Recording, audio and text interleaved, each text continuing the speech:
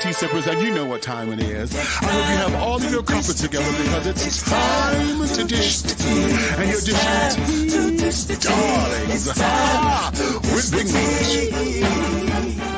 Can't wait. It's time to dish tea with Big Meech. It's time to dish tea with Big Meech. It's time to dish tea with Big Meech. It's time to dish tea with Big Meech. Darling. And hello, hello, hello. Hello, hello, hello. Hello, hello. Hello, hello, hello, hello. Hello, hello, hello, hello, hello. Hello, hello, hello, hello, hello. Hello. Hello, hello, hello, hello. Hello. Hello, hello.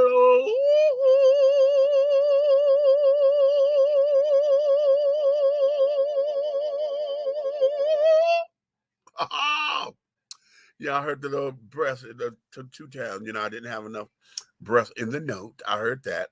So it popped. It didn't crack. It popped. What's going on? What's going on? What's going on to all of my tea sippers? My crumpet dunkers, my tea brewers, my pot stirrers, and my tea leaf readers, honey. What's your tea? What's your tea? What's your tea, honey? It's another glorious day, darlings, and I know you have all of your crumpets together because you know what time it is, darling. It is time to dish tea, and you are dishing tea, darlings, with Big Meech. What's going on? What's up, honey? Listen. It's been a very interesting last 7 days, honey. So today's show, honey, we're going to reflect on some things that has been in the news, a little piece for a minute, that I didn't get to because it was like, okay, you know what? Okay. You know, be that as et may, and et cetera, and things, you know. But you know, we're gonna get into it and get right down to it, and you know what they say, let's get down to the real nitty-gritty, sugar, okay? And all of that. So with that being said, honey, I want you guys to like, subscribe, share, call all your friends and carry on. Tell the Big Meech is on right now, honey. We've got to dish a little bit of tea. And the thing of it is that some of the stuff that we're going to be talking about tonight, some things may be a little bit controversial today. Okay, it may challenge your thinking, and I want it to, because what we're going to do here is that I'm not afraid to run from topics and things of that nature, and I'm not afraid to have a difference of opinion. But in having a difference of opinion, you know, what I love is to make sure that we're able to dialogue, you know, and to do all of those particular things, okay, and all of the things, okay. What how Maddie say, and all of the things. You know, that's my sister, Miss T.S. Madison, honey. I got to give her a shout out. That's my sister, okay. That's my sister. That's my sister. That's my sister, honey. Okay, and I don't give a damn what nobody say, honey. That there is what? My sister. Okay, don't treat what I say. That's my sister. Okay. And yeah, I just love giving her a shout out to all of those particular do-I-ditties and shenanigans and things and all of those things, you know. Now wait a minute, what is going on? Oh, that's why. Okay. I'm sitting up here trying to do something. I have to remember, for those of you guys who are watching us, remember, I'm still in Facebook jail right now. So I cannot go live on any of my Facebook channels that you're used to watching on. So listen, for those of y'all who are used to seeing folks in here, go to them and tell them to come to the YouTube pages, my YouTube page, Aunt Nikki's YouTube page, Big Red's YouTube page, and also go to my Twitter page. You can catch the show live there. I'm trying to put the little advertisement, quote unquote, post on my YouTube, on my Facebook page, because while I'm in jail, I can't post anything. They gave me 30 days. So I'm like down to maybe like 23 days. Okay, that I can't post anything. Well, I can't go live, that is. I can't go live and I can't post any advertisements. And with the advertisements, that means some of the Facebook posting and things, that we do all the time. Okay. That you pay for and all those kind of things, trying to get folks or whatever. But yeah, that there is that. Yeah, we are live on YouTube right now. I'm gonna put that down here now. So folks who are used to following us, come on over and check us out. Oh, wait a minute. Hold on. I could put the link up in here. Wait a minute. Did I do the thing right? No, go back. Hold on, y'all. I'm trying to do this. Okay. Yeah, there we go. Okay. I thought I had that up, but no, I did not. I was doing a couple other things. Okay, so be that as it may. Yes, I'm in Facebook jail, honey. What's going on, Sugar Plum? Hey. Okay, yeah, hello, family, honey. What we got here? Hey, Big Meat. I just had my brownie bites, and it'll be on at 7. Okay. What you say? Not your brownie bites, honey. Hello, Jojo, darling. How are you? Okay, and the Princess Leia's up in here, honey, and she's here for the tea. Okay, she said, I'm here for the tea, sugar. Okay, so listen, we're about to bring in Aunt Nikki. Wait a minute, let me make sure she's ready. You ready, girl? Okay, she said, yeah, I'm ready. Okay, she over here in the green room and things. And Colonel, she over there being a grandmother because she got like, y'all know she got Lily, but honey, 4 of her other grandbabies that came. Oh, no, but you can go ahead. Yes, okay. I feel like I got 1 million of my grandkids here. How many of them? It's 5 all in. 5 all together, honey. 5 of them here today. Okay. All the grandbabies and things, honey. Okay. The grand royals are in the house. Honey. Okay, Mook. Okay, hey, Mook. Mook is here. In the building. Hey. Okay. Okay, sister, we on. Since she thought we was on earlier. Keisha, right. What y'all auditioning? Okay, how about that? Okay. Now listen. I've got a few videos that I'm going to play y'all. I'm gonna mute for a second to get everything together, but I'm listening. Okay. I got a few things that I'm going to play for y'all today because I want y'all to see something, okay? But and it's going to rub that way because one of the things that we're going to be talking about is I got a Christian teacher who then came up and she wants to even out the playing field, okay? And what she's saying is, well, if schools are going to be allowed to teach gender identity to elementary school students, she feels that she should be allowed to teach Jesus Christ made man and boy, all that. And so in her mind is she wants to even out the playing field. And my question is, does she have a point? Or are we crossing the boundaries of church and state, okay, in this particular point? I'm going to get to that in a minute. And that's going to ruffle some feathers because, see, I'm going to also play a couple other clips that I got. I love the new babies. When the new children, honey, are new, they're on a new spiritual walk and carrying on, and they are on fire for the Lord. And I love it, honey, because that fire, it really should be unquenchable.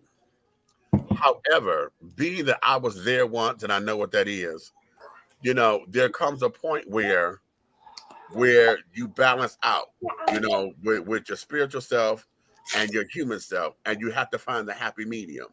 But what ends up happening is I have a couple of instances I'm going to play where I want you to tell me if they were appropriate or not. Okay, I'm going to put that up on everybody. And one of the things that we're going to get into, I was going to say, I'm one of those people. See, when we're talking about gender identity and stuff like that, I think that's the science of it. Right. So, no, I do not feel like unless you go to a Christian academy or any kind of religious academy, where it's a religious base, right? Do not bring it into the schools because that means you feel like your religion is the only one. Right. Exactly. And you cannot do that. If that's what you want your child to learn, there's no problem with putting your child into a Christian academy. Hell, I went after Muslim school, after Islamic school. I went to a Catholic school just because my mother didn't want us in a public school. And we lived Wow. too far for us to continue going to the Islamic school. She just didn't want us in public school. So I didn't experience public school until the 9th grade. And I had to beg for that. So if there are certain things that you want your kids to learn or not learn, Right. I feel like you should put them in special places just for that. There's nothing wrong with it. However, knowing all the different facets of mainstream religion that like I know and have studied, I do not feel it's fair to teach one or the other Right. unless you're teaching them all Unless you teach them all in a public setting. in a public setting. If it's not a specific school for that, Right. yeah. Because then you subjecting somebody else's child. You want your child to learn whether it be Jesus Christ or Allah or Moshe. If that's what you want your kids to learn and only learn because those are your values, there's nothing wrong with that. But you have to understand that this place that we live in is not a one religion country. It's not. Exactly. And even though the values of this country are supposedly, this is a Christian nation. Right. Supposedly. And I'm putting supposed in quotation marks because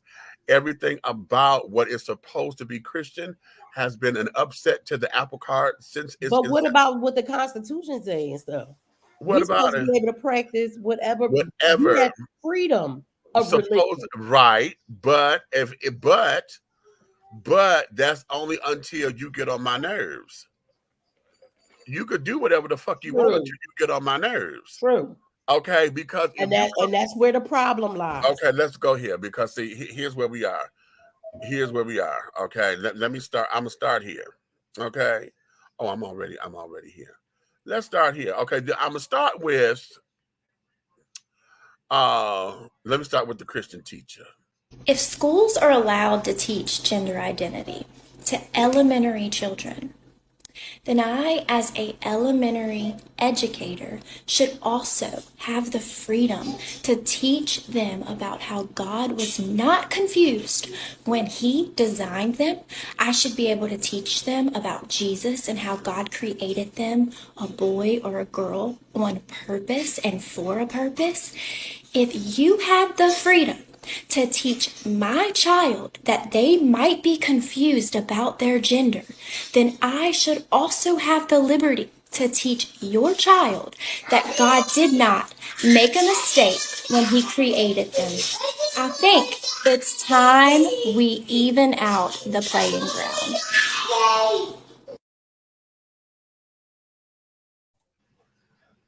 Okay. So why don't she go teach at a Christian school? But here's my thing though, because see, again, the part of this argument that really fucks with me. Okay, I'm listening to her language. If you're going to teach my child that her gender identity is it may be confused, she may be confused, or God made a mistake. That's not what the hell this is. And that is where I am with a lot of these damn because she's saying that it's a mistake again. Right. Now, your own books, all the stuff y'all study say God don't make mistakes. And that God and stuff, we're gonna take Jesus out of it. We're gonna say God. Because remember, Jesus ain't come to the New Testament, right? Right. Okay. So let's go with just God in the beginning. Right. Okay, because y'all don't even want to take me there because until Pharaoh Akhenaten, we wasn't just serving only one God. So let's be clear. Right. I'm having. Y'all don't even want me to go down that road. This ain't the road you want to go down. However, if you teach your children all the time that God don't make mistakes, right? Right. You also say God is everything. God is either male or female, and is everything all in it. Everything and nothing all at the same damn time. Right. Where do you get off saying that it's a mistake? Most religions teach it's already written. So if it was already written, then God already knew. Right. And so all of that becomes a subjective teachings. Because what goes on in my house, honey, is what goes on in my house. As for this house, me and my house, we will serve the Lord. Ain't that what we teach? Period. So this is what we do here. If you're going into public spaces, I know what your intentions are. Your intention may be, okay, listen, I know, God and all that, but we have to remember not everybody thinks or follows the same way. Hell, look Right. at when we look at the church and when we look at religion and carry it on, we see the separation there. We have so many different denominations, and yet everybody claiming to be Christian. Look how many denominations we have, and everybody claiming to be Christian, but yet nobody got it right because everybody is And think about it. Why is it when we talk about the Catholic faith, they almost act like that's a whole separate entity, right? but it's And Christian. but because of that, and mind you, that there is Catholic Judaism that this country is ran by. Okay, Catholic Judaism. yeah, What the hell? it's Catholicism and Judaism. We got Oh, that okay. whole okay. Mhm. As far as the Christian values that this country stands on, okay, and what they speak and carry on and blah blah yakety.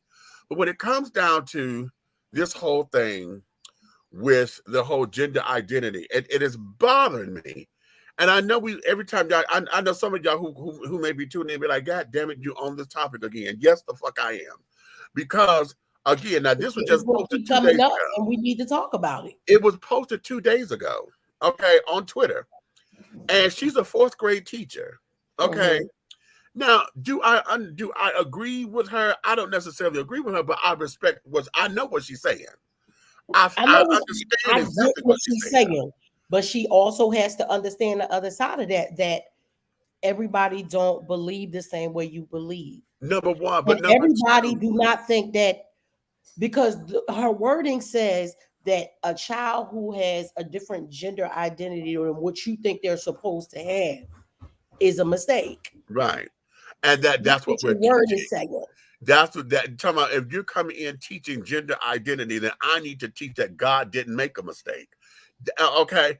And in those words, you're telling that child are the words that you're telling them that they're a mistake. Here is where this is for me, because this wasn't an issue about teaching this in the class.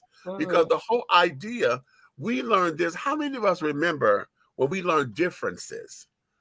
Okay, remember when we were in school, we had to learn the difference that a boy was this because boys have penises and girls have vaginas. Okay. I can honestly say they didn't ever teach me that, and probably because I went to an Islamic school. Okay, right. Parochial school, so no. Okay, we got that in public schools. Okay, to understand the differences. In fact, that's what a lot of this the whole idea of the gender roles come into play. Because girls are made from sugar and spice and everything, about nice. Boys are made from frogs, toads, and whatever. I forget. Tails. Yeah, something with tails and puppy dog tail. Yeah. I don't know why. Okay, so we learned that. We learned gender identity already. See, that's the part that's already there. Even those things where they wanted the girls to go to home ec, yes, and boys to take auto mechanic. And wood shop, yes. And that's why I'm so happy. I went to a vocational school. So when you're in the 9th grade at my high school, they call it trade exploratory. So you were TXers. TXers got to every 6 weeks or every 4 weeks or something like that. You went to a different thing. Baby, I went to auto mechanics. I learned how to take a disc brake apart and put it back together. Right. Okay. I can't remember now, but I was so happy when I did it then. I knew that everybody in my family was doing hair. It was a requirement that we learn how to do hair. So I knew that cosmetology was not going to be the shop that I took, because it was going to be something that I was going to have to do anyway. I wanted to learn something different. I learned offset printing. I know how to develop film. I know how to develop the plates they use to make not counterfeit money, how to make money at the Mint. Sorry. My head went to the old me. Sorry. To the dark side. Yeah, went to the dark side. Wait. They did. They were to tell all her secrets. I was about to tell. I feel like that time when you had to tell them how to choke hold and get the secrets out. Okay. But yeah, I was glad that I was fortunate enough to go to a vocational school where they didn't separate us and say, oh, well, the girls will do this and the boys will do that. So boys, I can honestly say, I don't think that many boys went through cosmetology, because they did still have that And that's for It had, girls. yeah, Yeah, yeah, because but doing hair and makeup was a girl's thing, right? right. And But remember, they did have a lot of boys in baking and restaurant practice. uh-huh, Because my third husband, he was there too. He had restaurant. He's been a chef ever since he graduated high school, in the top casinos and everything. You know what I'm saying? So yeah, they tried to develop us into the women should be cooking and cleaning, and the right. men should be working on cars We and learned building all houses. those gender roles then. So gender identity, honey, is already being taught. Mm-hmm. Okay. And it's already a part of what we consider to be the heteronormative mainstream curriculum. Right, Okay. And that's just through it's just through osmosis because everybody sees that as normal. right, Okay. That's normal. Why do you think that we don't have a lot of female sports in the damn schools? We right. don't have a female football team. We don't have a female where they just So started with female the baseball team. girls are They breaking out and volleyball. playing Or, on the boys' teams now, yeah, which I don't have a problem with girls playing football because I used to play football with my brothers and my cousins and stuff too. However, playing that way, like school and stuff like that, I do not feel like females should be playing with the boys because I feel like they can really get hurt. and That's just sometimes they my will. personal opinion. Because listen, and we all know this because we've seen it. Okay, and it just in playing street ball. Right. Anytime you had a girl that wanted to go up against a boy, he was They want always to trying try to to show her how much of a nigga she how much, ain't. yeah, you think you are the Okay, you and think see, you like when I tough. was playing with my brothers, I know that they're not going to hurt me. But had Keisha and Cole been talking about back in the day, I don't give a damn how much a not girly you wanted to be. But if you told me you wanted to go play football with Red Man and Molly on their damn pal team, I'd have been like, absolutely not.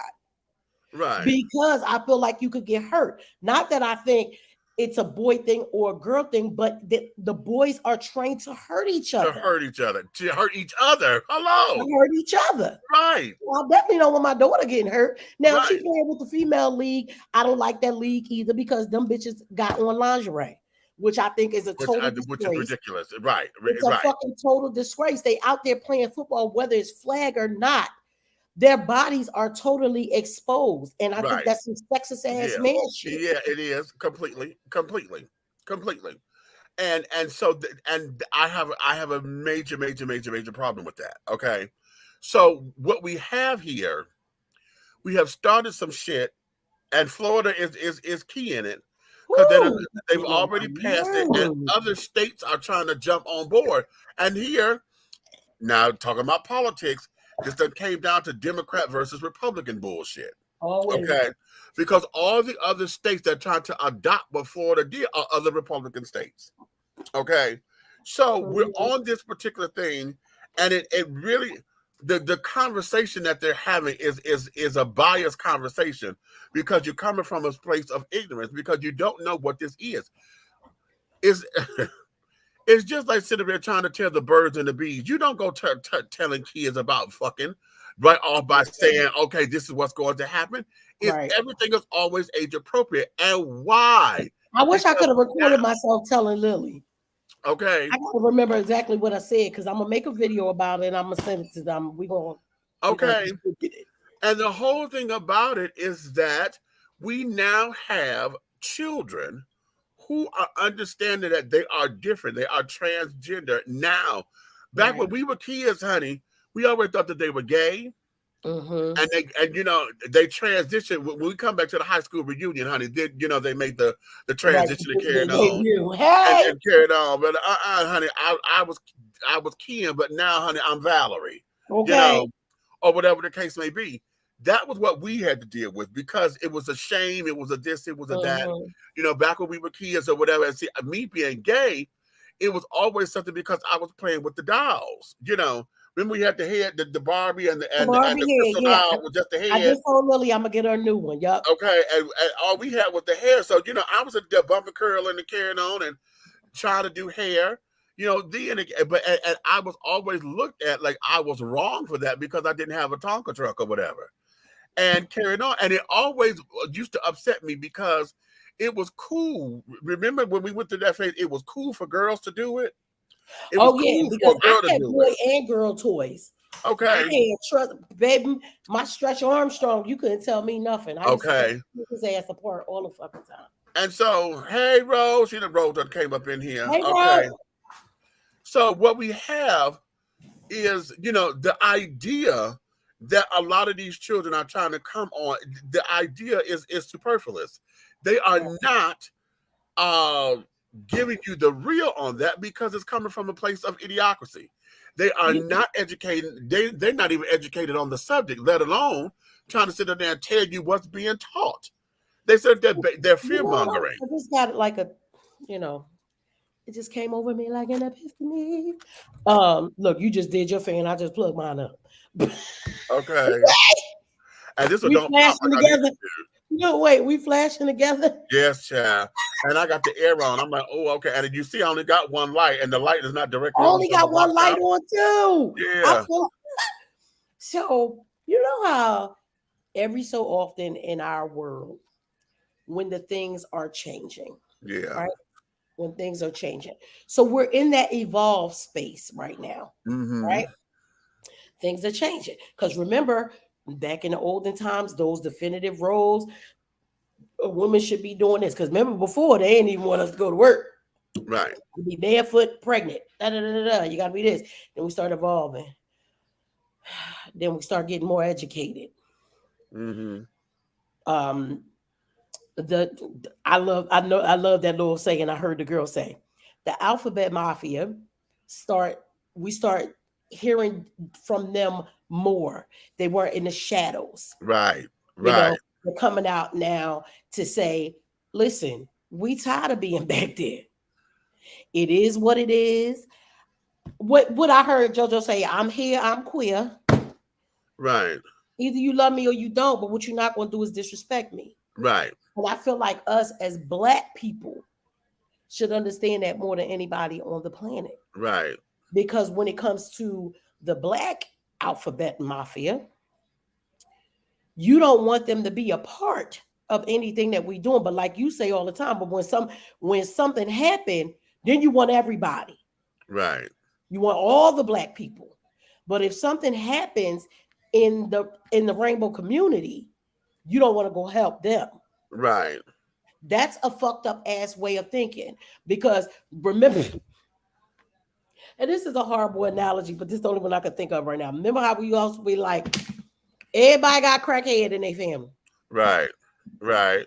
Everybody had at least one crackhead that you loved. Remember when Medea said everybody got crackhead and everybody got uncle named Peaches? Right. Okay. Right. Every family got one. Okay. Stop trying to act like you don't care about them. Because when it's time for their fight, you don't want to be involved. Now, when children now are finding themselves, they're knowing that they're different. And the thing is, the parents are acknowledging the difference now. Before, right, because we have progressive parents. Right, because before it would just be like, right, the old people. Oh, right. You got a little sugar in it. Oh, my Uncle Robert had a girlfriend. Her name was Troy. I always thought, like, even when I didn't know what like a dyke was, I always thought that's what she was. Her name was Troy, and she acted more like a boy. So I was like, how is that his girlfriend?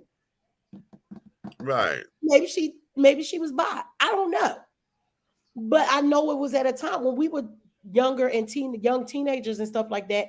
It still wasn't, you know what I mean? Like I said, my cousin Lenny, I've never had an issue with anybody being gay around me because I grew up with my cousin Lenny, and Lenny never hid who he was, cussed you the fuck out, and told you he will beat you up and stab your ass playing around with him. Right.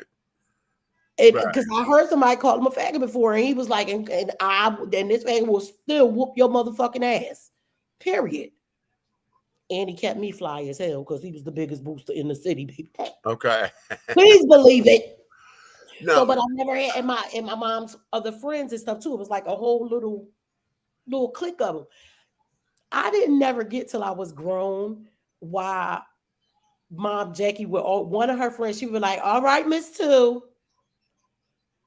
I just thought that's what she just called him. Miss Two, Miss Two, Miss Two.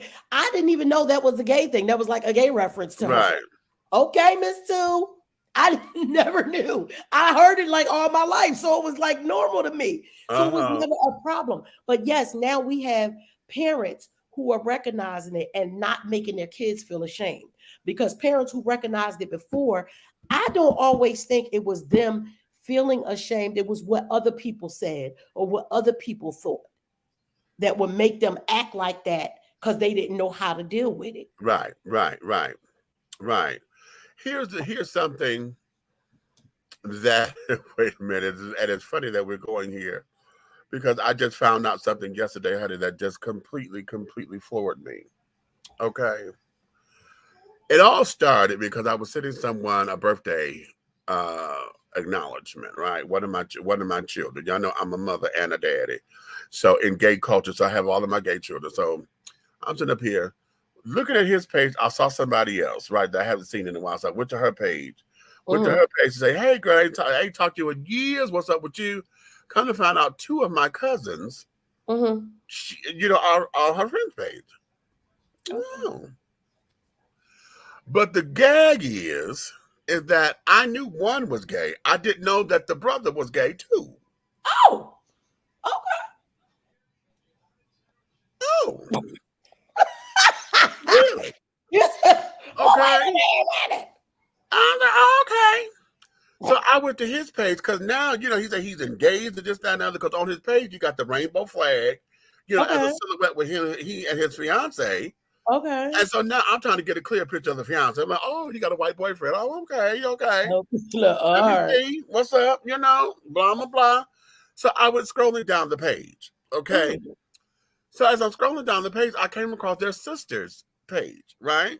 Okay. I click on the sister's page or whatever. And I'm looking at her because she's looking like very powerful to the people and carrying on, rebel woman and things. Okay, little Angela Davis over there. Right. Okay. And then as I'm scrolling down her page, I'm seeing, this is her squad from, and this, that, and the other. But I'm like, that ain't the squad. It ain't the squad. That's a little more than just the squad. Oh. Okay. Whoa. So then I scrolled down even further. Who this woman? Okay. So then I'm scrolling down the page and I came across her in a Black and Proud t-shirt, and the Black and Proud are in rainbow outline letters. She's on the phone and she says, hey y'all, I'm all right, this, that, and the other. I'm just making a phone call because today is National Out Day, Coming Out Day. Okay. Oh. So then I scroll down a little further. You just scrolling. Look, you're just having a ball. Then I found the picture with all 3 of them together. Okay. Siblings and all of them are family, and then we family. Okay. Ooh. And so now I'm sitting up here. I'm like, wait a minute. How the hell did I miss this? Okay. How did I miss this? Everything, bro. Like you can't catch everything. But I'm like, okay. But then I had to remember, these are my 3rd cousins. Right. Okay. So, and when my mother, she, professed to be the black sheep of the family. So when she got away, right, we wasn't around like that in Kano. So I didn't necessarily grow up with them. Okay. Then there's a little bit of age difference because, I think I got them maybe by about 10, 11, 12 years. Oh, okay. Okay. So, okay, cool. Right. So then I called my other cousin. I texted her. I was like, girl, okay, give me the tea, honey. And she said, well, how did you find out? And I told her that story. And she says, okay. I said, well, listen, I knew I wasn't the only one, okay, because we had another cousin who did shows like, and I knew about her, Miss Peaches LaFleur. Okay. Knew about her. Okay. I said, but all this time, now my thought went to their parents because I'm like, wow, of the 4 children, 3 of y'all got 3 kids gay. So I'm looking at it from a black man's perspective. Right. What is that like? 3 of your kids gay and this, that, and the other. How did you respond? How did you, this, that, and the other? Then from their mother's point of view, what was that for her? Right. And my cousin said, she said, you don't want to have that conversation. She said, don't go there. She said, now I know a couple of things. She said, but that's not a conversation they're going to. She said that it's not like they're ashamed of their kids, but that's not a conversation that they are willing to just openly talk about and blah, blah, blah. Oh, okay. And I said, I got that. And that's why I want to have the conversation. Yeah, because it's like, I know mindset. Because for the longest time, I said, I was afraid to let myself be, because mama thought she was the black sheep of the family, and I thought I was going to be another embarrassment on her. Oh, yeah. You know what I'm saying? Yeah. Because they already didn't like my daddy. They didn't like none of her particular choices or whatever. Right. You know, when she was after my grandfather passed, she was 13 when he passed. You know, she got into the whole violent streak and carrying on, and mama was just a girl of the world, you know. Okay. And it became that way. So she just decided, and I knew that, and I just didn't want to bring on embarrassment. Girl, this is where the read is. This is where the read is. You so ignorant. No, this is the read. Okay. What? The read is, my cousin said, she called me. She got on the phone for this. Uh-huh. She said, child, let me explain something to you. She said, you are the reason that I know gay.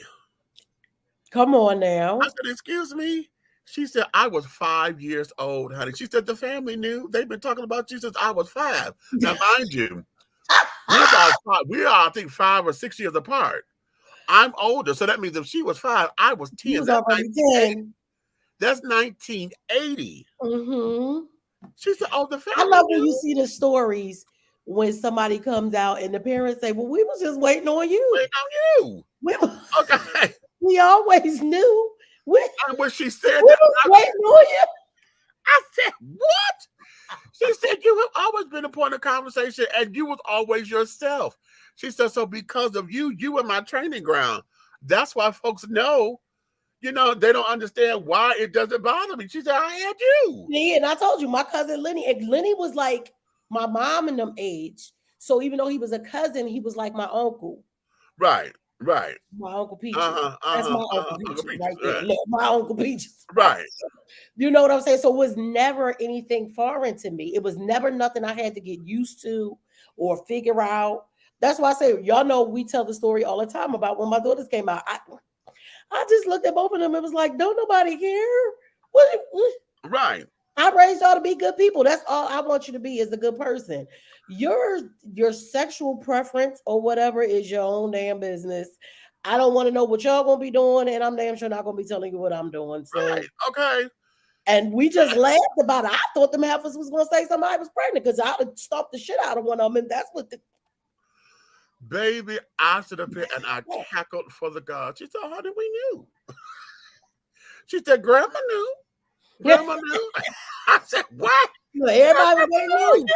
Everybody knew. I said, but I said, some children come out and say, but if you knew, why you ain't say nothing to me? Because I think a lot of kids may be feeling like if they knew it was a safe space to be able to say it, and not all kids have that safe space. Right. So I think some people, it's funny. You could be like, well, damn, mama, you could have said something. And other kids are like, well, damn, you could have saved me a whole lot of heartache. But for me, because of my mother wasn't necessarily homophobic, but what it was, I was very sensitive as a child. Yeah. Okay. And I'm reverting back to a lot of that, you know, I would cry at a drop of a dime and carry it on, and this shit would touch me, you know. Because I know. And honey, oh my God, my mother always say, stop crying like a little sissy, you know. That was her thing to me, you know, and of course at the time when we were all together as a family with my daddy carrying on, anything, I just could not do anything, right? So because of that, as long as I kept my grades and stuff up, that kept the household together. So that was a lot of reason. Well, I didn't realize that at the time. I liked school generally, but as long as I brought home good grades, it kept the house at peace. It was something for everybody to be happy about. Yeah, you know, and so that whole thing about me being gay or whatever, I came out to my mom at 16, you know, and it was because I was forced to. 16 to 17? Huh? Keisha Cole was 16 to 17. Okay. when they came out. So They came out at the same time to me. We okay. got something to tell you, these motherfuckers. Mm. It's always And on I the had news. to, and y'all heard my story before. I had to come out because I was sick and I was getting Oh yeah, you were sicker. sick. Right. And my mother, we had that conversation. But ever You had since then, the big scare. She was trying to scare Miss no, Essie to damn death. right? Because you ain't telling me something. You ain't telling me something because the doctor said you supposed to be well by now, and you done got worse. And yeah, that was. Ain't Are nothing you like a sexy spare active? parent, honey. Ain't nothing. Listen. Are you sexually active? Yes, ma'am. Woo! Woo! With men or with women? And that right there, that let you know she knew. That she knew, She right? knew. What parent even asked that unless that's something that they Right. suspect? And I said, with men. And she said, I knew it. I knew it. Oh. Then, this is the part that always makes me cackle. Because she said, her third question, are you the man or the woman? Well, wait, back then, which one were you? Because we know that you're interchangeable right now. I'm very fluent and I'm mutable. Right. However, So that back particular then, time, that was back in 86. And in 86, I was mostly a total top at that time. okay. Okay. And plus two, we had to let's deal with the times. Okay. You're talking about a time where as long and it's still I won't say at the time because now that's still like a sigh of relief to a lot of parents or whatever to feel like if you are the top in the relationship, honey, you still the man. And you're not trying, whatever those things are about being a woman, whatever they, those conceptions. So I had to tell Mama then, right? Mm-hmm. And so for my cousin to tell me, she said, "Oh, honey, we knew." Grandma knew. What? So it floored me, right? But that story comes up because going back to them trying to teach, what they think what teaching gender identity is, and to be these evangelicals who are on this crusade. This here, you can't be on a crusade and you don't know what the fuck you're talking about. Okay? Because are you going to share what you shared with me earlier about the X's and the Y's and we talked about the X and the Y and how sometimes and somebody was an XXY and yeah, okay. Well, and I got to find that story. I've got to find that story because it's the science of it all. Like I watched something the other day. It wasn't about this subject, but what he said still hits with this. He said if we take feelings out of it, right, and just look at the science, right. Now this conversation was about how when the Africans migrated out and went over to Europe, how they became white and went up into the mountains. Because what he said was, y'all keep saying they're a mutation. Well, actually, they're a mutation of a mutation. But he broke down the science of it all. He said, and if we take the feelings out of everything, how black people feel about white people, how white people feel about black, take the feelings out and just scientifically look at the data. It is what it is. Right. So it's the same thing here. If we take the feelings out, right, and know scientifically that this happens, right, and we have reasons why it happens. You know what I'm saying? Whatever is going on with the X's and the Y's and whatever happens with them, there's scientific data that just shows it. So when we take our feelings out, and I know that people, we want to say, well, we want to put God in everything. We do. But there's also a science to us. Right, right. There's also a science to us. That and coexists. And this is what we have to, it coexists. You can what we have to stop doing in your creator and still understand the science. We have to stop trying to say that one is more than the other when they coexist.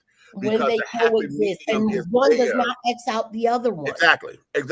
That's like And so, saying when we say that God gave the knowledge to the scholars, to the doctors and the scientists and all kinds of stuff like that, right? If you believe that, then you have to believe in what they're discovering and what they're creating and what the data says. If okay, God is the person that you feel like flowed all that knowledge into them, then why we can't teach it? right. So a lot of that goes in. I'm gonna get into the XXY thing because it's gonna go That into one the whole blew me science. away. That's been on my mind since you left. I Really? swear to God. I was like, oh shit. Yeah, and I need to find that particular story because this was back in the early '90s, late '80s, early '90s, and I think no, there was that particular story. There was also no, the one that was on Montel. She was born. They call it intersex now, but that she was Right. okay. When she had both sex When they organs. call it intersex now. Okay, they call it intersex now. Yeah, her mother always seemed She was derogatory. born with both. Her father wanted a boy, so he raised her as a boy. Oh, Okay, but what happened was that when she hit puberty, okay, her body started to develop like a girl. Okay, and she ended up getting pregnant. Oh, right. So that means, and most of the time, what I've and I'm not a scholar in intersex people, but if they're born with both genitalia, one is more dominant than the other. That's what I was about to say. And okay, from what I've read, most of the time, it's usually the vagina because the penis is not developed as much. Yeah. And but I've heard that, but I don't know the science. I seen one documentary where the person who was intersex said they both work. Okay. But they didn't go deep into it. Like, it was a documentary, so it wasn't like they could show the pictures or whatever. Well, they probably could have, but they didn't. Because I was like, wait, well. Right. Read it. But I was interested. Right. Because then, that their lives, you got to make them choose. Why? Well, they put that on the parents. And oftentimes, the parents would want, well, I wanted a boy or whatever. And it becomes that. Mm-hmm. And then what ends up happening most of the time, the choice that the parents make is not the choice that the body develops in, And so it ends up that way. And I remember her on Montel because she just broke down crying because she always felt she was a disappointment to her dad because she could never be what her dad wanted her to be. Because he wanted her to be because he wanted her to be a boy. And oh my God, that was one of the saddest stories.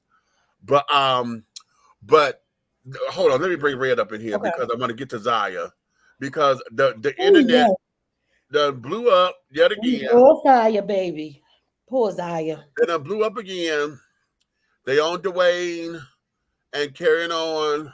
They blame everything on Gabrielle. They blame it. No, you know who they blaming it on? Ooh. They're not blaming it on Dwayne. They blaming it on Gabrielle. Gabrielle, that's what I'm saying. They've been blaming it on her. They blaming it on Gabrielle because she's supposedly the Hollywood girl. And because y'all mad at her because she was being understanding. So yeah, and because she's the one in the forefront and she's not Zaya's biological mom. Right. Okay, and everybody's like, where's Zaya's mom? Zaya's mom is like, well, I knew this was going to happen. One of her interviews, she was saying that Gabrielle was pushing that or something like that. It was she feels that way. And I'm not gonna say that she alive, whatever, because feelings are real. Yeah. At the same time, what I am gonna say is I think you jumping on that bandwagon because that's what's getting you paid. Right. Folks want you to sit up there and they want you to one say of them parents that just don't want that to be your child. Or number two, you mad because Gabrielle got the man. So you want them, bitch can't have that bitch around my kids. Okay. Mm-hmm. Could be. Now, like I said, I'm not in her brain and carrying on, so I'm not gonna say, well, what she feeling ain't real. It's just that it just appears. It appears.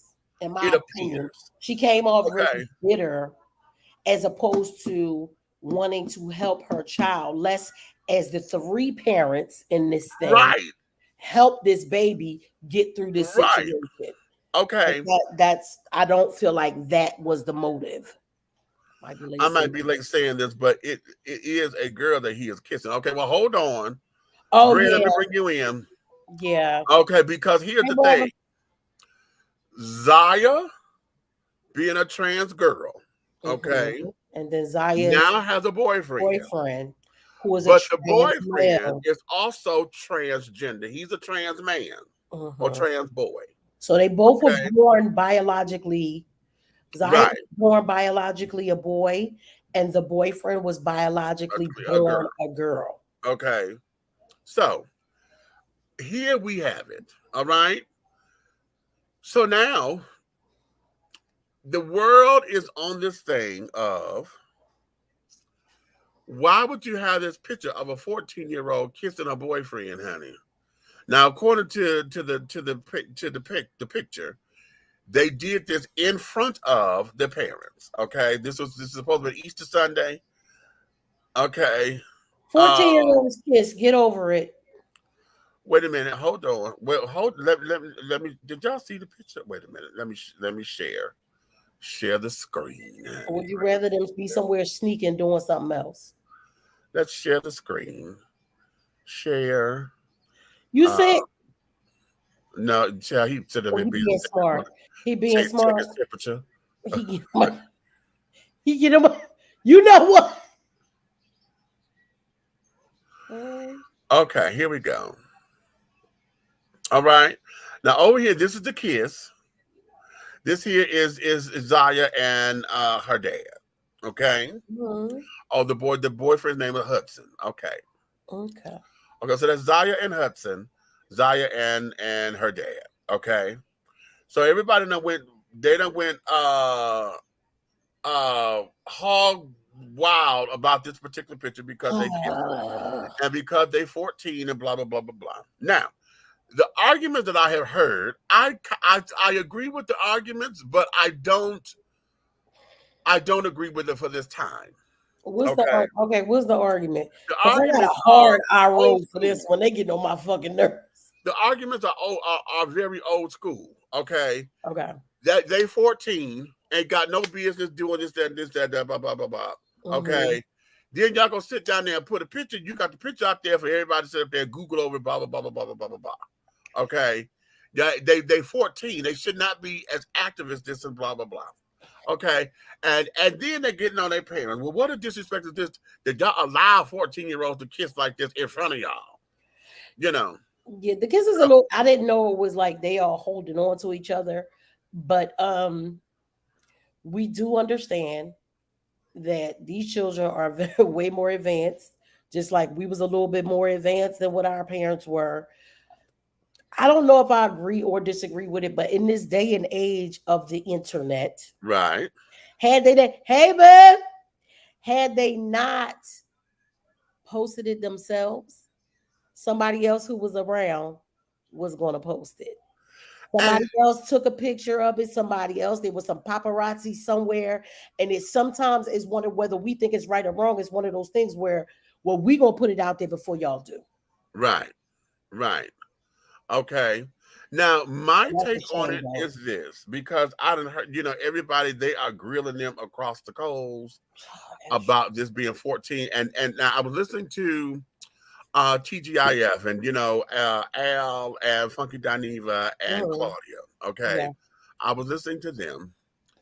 And most of them they are in agreement of, okay, this is way too young for them to be this way, blah blah blah blah blah. They're a little bit too hurried up. I thought maybe they was going to show us like a pic of them, like a little pic. They all hurried up, like they about to. Well, my whole thing is this, okay? Because the word exploiting is coming up. While you had these kids out there, because now y'all exporting this and exporting that and blah blah blah blah blah. My thing is, we are in a technological age now to where they have a safe space. They feel comfortable, and because they were in front of their parents. My question is, who took the damn picture? That's what I want to know.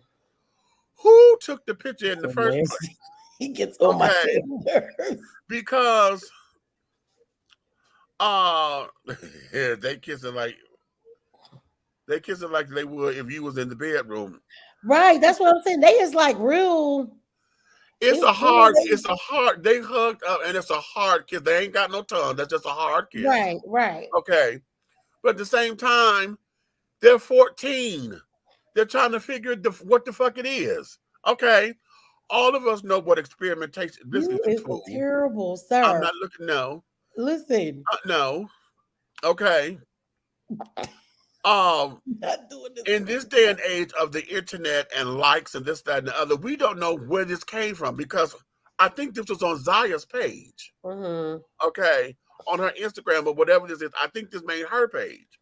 Okay, so if this is her page, okay, then it becomes whatever this is.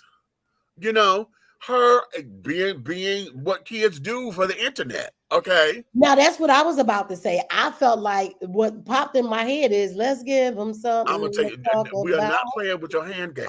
I'm acting like I don't see him down there. Yeah. I got let's give them something to talk about. Why don't we? Okay. That's what I got out of it. Stop it. So then of course it becomes the whole idea of, you know, everybody trying to make sense of it. Well, wait a minute. How he transitioning, and then that's really a girl transitioning. Yeah, why do you care? That ain't got nothing to do with you. You know what I feel like? If that's all your problem, then y'all should be happy now, okay? Because in your mind, you think this and this, and that's exactly what it is. So leave them alone. Right. Okay. It ain't. Don't act like y'all ain't never know those couples where the woman was more manly than her husband. Same shit. Or more aggressive.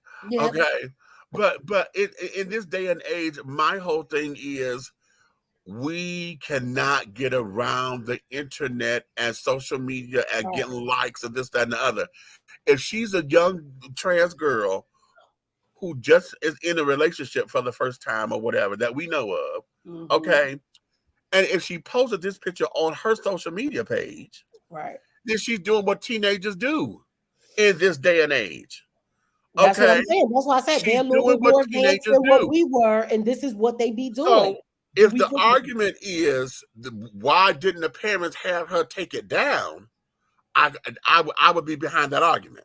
I could get behind that. I'll be behind that argument because it becomes like, no, you don't need to be out there, because now they're like, okay, here we go with the pedophiles. Well, the pedophiles could look at this and blah, blah. They looking at it any goddamn way. Exactly. Because so don't put the pedophile thing up in here. At this point, it's not about this either one of them being trans. It's about them being 14. Right.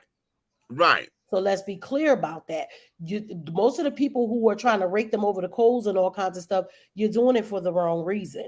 You so worried about what they identify as and this, that, and the other. Wait. Tracy say, in my opinion, they both need to sit their fast asses down somewhere. Yes, how about that? Okay, that's the old school saying. If you don't sit your fast ass down somewhere, right? And that there, I think, should be the conversation, because take it to when we were 14 and carried on, and we were sneaking around trying to do it. That's and when it happened, when we got caught, it became just what Tracy just said: sit your little fast ass down. Sit your fast ass down. You know. And then it became that's what we try to tell the kids. It's not like we didn't do shit. Right. And from time to time, we may have gotten caught, but there was no internet. So y'all, look, they got to prove it on you, honey. Right. Okay. So that there was what this is. And because we're living in this day and age of the internet, and I'll keep going to that. This is posted on her social media. Wait a minute. Let me make sure. Let me make sure, because I thought that they said this was posted on her. Here it comes. Wait, look. No, he's unmuted the mic. What you about to say? You know, y'all are giving too much credit to this fuckery. What you got to say, brother? Tell us what you got to say. I'm gonna tell you what I have to say. Okay. At 14 years old, you are discovering yourself. Mm-hmm. Now, when it comes to intimacy, you have no idea what that is. You only know what arousal is. Right. Good point. Now, unfortunately, one of them have an arousal going on in one space and the other space just hanging out. Now, but one of them space is hanging out and the other one is standing up. So that way it suffices for the one that's hanging out. But what I'm trying to explain to y'all is obviously if they intertwine like that, the way they are in that photo, they have already seen that there's 3 parts present in their relationship. You know what I'm saying? At 14, he has already went down to, you know, what we used to say, finger bang. So he probably they probably went to do the finger bang and found out that it was a joystick as well. So no. One of them was born female, one of them was born male. They just both are trans the other way. okay, well that's even beautiful. That means you can go in reverse while you're going forward. I like that. That's cool. Well, that's what I was saying. Like they all mess. Don't give it to them. But I was saying that everybody all worried about. I didn't say anything wrong with what I said. Made a lot of sense. Yeah, everybody's worried about them both being trans, but at the end of the day, they can shut the hell up because it don't matter. They both are. Okay. Do anybody worry about the bear that fucks the rabbit? Nobody cares about that. What bear fucking what rabbit? We don't know because we're not in the woods with that. It's just not. You get on my fucking nerves. We can never just have a serious conversation on here. I'm just trying to make a point. Like, why when people have some type of sexual mishap or some sexual indemnity that we go straight to their bedroom? That is not none of our business. Remember, that's what we've always talked about. Soon as somebody says they identify with this, or this is what I choose, you know, this is what I'm attracted to, or whatever it may be. This is who I am inside. The first thing coming to everybody's mind is how they fucking and who they fucking. Why? Okay, so here we go. Here we go. Somebody call it cupcake. Somebody call it cupcake. If I identify with fisting, does that make me a Mike Tyson fan? You understand what I'm saying? You know what? Where's the I done moved all my damn towels and.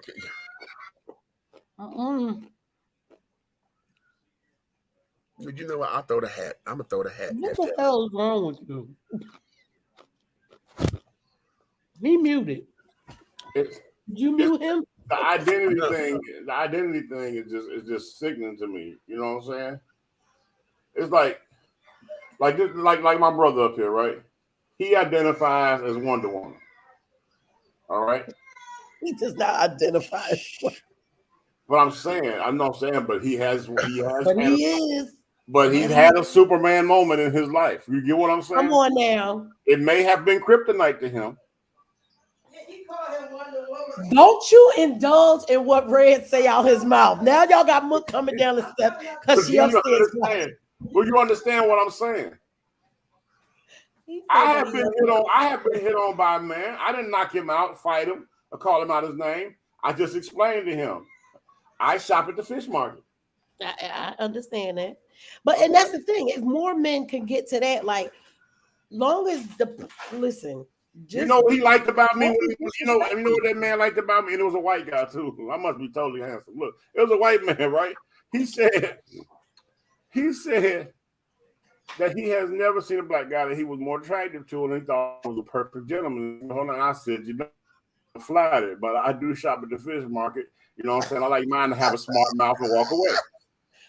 You know what I'm saying? So he was like, he said, you so eloquently, you know what I'm saying? He said, I was nervous about you trying to fight me or saying something. You know, I said, no, I'm not upset. I said, but because of the area I'm in your playground. Right. So, you know what I'm saying? You would have to, ask. I didn't know I was in your playground till you approached me, but I know now. But where I'm at, I don't disrespect and conform because I'm a visitor here. Yeah, okay. Exactly. Because there's a way to handle everything. And we have trained, as society has trained most of the boys growing up. Oh, you're gonna be like that. So then they also feel like you got to be disrespectful to somebody whose preference is different than yours, and you don't have to. Just because it's not your preference don't mean you have to be disrespectful. Oh Lord. Wait, What Tracy said is a fan Meech is of a one fan of what I've never heard him say he is, and I've been knowing him for years, unless I missed something. Wait a minute, you heard me say no, he does not. When he said he identifies as Wonder Woman, I said no, he does not. But I got what my brother down there was trying to say. Hey, I don't care what y'all talking about, Tracy. My brother is Wonder Woman. I don't care nothing about That's no his Linda avatar. Carter. That's his inner being. She's his inner being. I don't care nothing about no Linda Carter. I don't care where we at. Listen, he putting the cuffs on. You better come on. What I tell you. Anyway, you at here, put the cuffs on, or he'll bust a spin right in the middle of the floor. Baby, you better come on and twirl around. That was the original twirl. Come on, Diana Prince. You better. I'm trying to tell y'all, hey, look, what you say to me? I'm trying to told you something. I'm trying to tell you something. But the whole thing of it is that everybody, you know, I just saw something where they're advocating, Zaya's parents need to go to jail, honey, because they're considering this to be of child abuse or whatever. So what's the point of child abuse now? Because they allow Zaya to be who she is. You confused? I'm absolutely not, actually, because remember I told y'all back in the day when I was just starting to understand the dynamics of my girls, then one of their friends who is trans wanted Cole. And I was like, well, wait a damn minute. Because if that was the case and y'all liked each other, you couldn't just keep acting like who you were, and she couldn't just been back who she used to be. And I was like, listen, this is too much. Like, y'all fucking with my head. But then now I got over it because I love Trina. But Trina was born trans. So back then when I was trying to learn it all, I was like, well, it's fucking with me, and this is too much for me to try to understand right now. Leave me the fuck alone. I gotta let it process. So I get Zaya's thing now because, you know, we've had that situation. So and the whole thing of it is I think the biggest argument here is that she's 14 and that's got this picture that's up here, right? But because of everything else, because she's trans, because Hudson is trans, because they are they are a celebrity household or whatever, because of who Zaya's parents are and step parents and carrying on, this has become exacerbated into a whole big old to-do. Well, baby, you already know what the next story gonna be, because Hudson's parents right, they're gonna be searching for Hudson's parents now. Okay. And all of that and carrying on and instead of, because I'm waiting on somebody to say, well, what happened to Hudson's parents? How come Hudson's parents ain't said anything about this picture? Right, that's what I'm saying. It's going to be about Hudson's parents. Where's Hudson's parents? Okay, of course, everybody now that you know, they've been upset with Gabrielle since the beginning of all of this. So they're like, well, where's Gabrielle made she ain't even the birth mama and blah blah blah blah blah. Why she always that's the mama she with most of the damn time. So shut the fuck up. And we are in a brand new era of parenting because we are in the age of this damn social media. Everybody's going for the likes and the approvals and this, that, and the other. Social media has become what peer pressure was to us. Yes, because I think the cyberbullying is worse than a regular bully. It's of course it's worse. When you had a regular, if there was somebody who had a bully, you either had your big brothers or your mom and them like, you gonna whoop their damn ass today, or I'm gonna whoop your ass. The bully was one. Right. It wasn't everybody. One bully who had his minions with him or her. And what your mom and them used to say, hit the biggest one with the mouth, okay? Hit the one with hit the biggest one. Right. Knock them out. Everybody else will follow suit. With cyberbullying, honey, it's not. Because you have the bully who then the minions end up adding into it. So when you get 16 million likes of the bully's comments, and everybody's saying the same thing, and that's all you doing, and they sit there making memes out your pictures and this, that, and the other. Think about the people, the stars who have their fans. Like you got the Barbs and Barty Gang and the Beehive. You say one wrong thing about Nicki Minaj, Beyonce, or Cardi B, and no motherfuckers swarm on you. See, and it's like the fuck, y'all don't even know them for real. Exactly. You don't know them and that's where we are. So, and folks on this internet and Canada, they take a personal stake into something. Yeah. They take a soundbite and run with it without knowing what the context is. Mm-hmm. And you know what? This goes to one of my biggest problems with social media, right? You can build a whole top-rated TV show off somebody ignorantly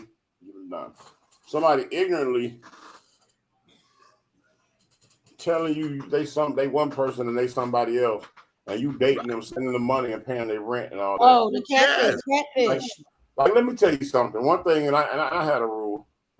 God forgive me. Let me step out of this for a moment. You gotta.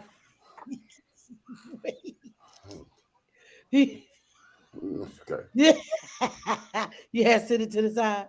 I gotta set it to the side. Minister Hayes, Big Red Fellas are residing. Okay, look. Okay. Let me explain.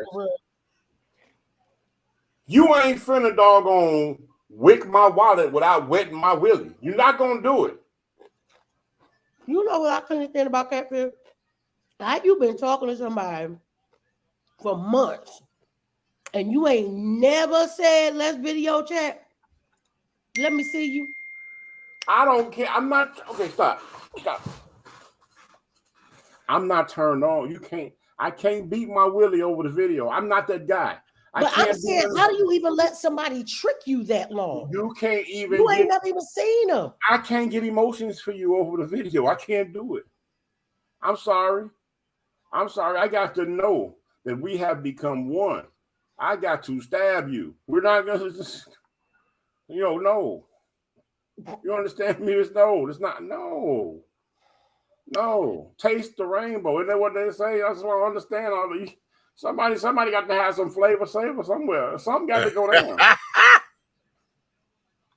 It's just not right to me that somebody can sit there and they grown tail could be getting kicked out because they depend on somebody they ain't never met to pay their rent. You gotta be fucking kidding me. But that's the social media. That's the world. It is. That's the world they have built. Because I'm gonna tell you something. Because it was a school teacher during COVID, 2020. When we went to virtual, she taught her day virtually, had her classes, and then she had a personal computer at night, and she had an OnlyFans. Wow! During that one period, that year, 2020. She did $750,000 as the OnlyFans, and when they called her when it was time to come back to the school, she was like, they was like, when are you gonna come back? What day you want to return to class? And she said, "Nigga, who?" Right. People be making Right. They be OnlyFans, and a lot of people think OnlyFans is like super vulgar and stuff. No, some of these motherfuckers be just showing their toes and stuff. Right. The people with the foot. Listen, Black China is in litigation right now. They've been going to court every day, right? Her and the Kardashians.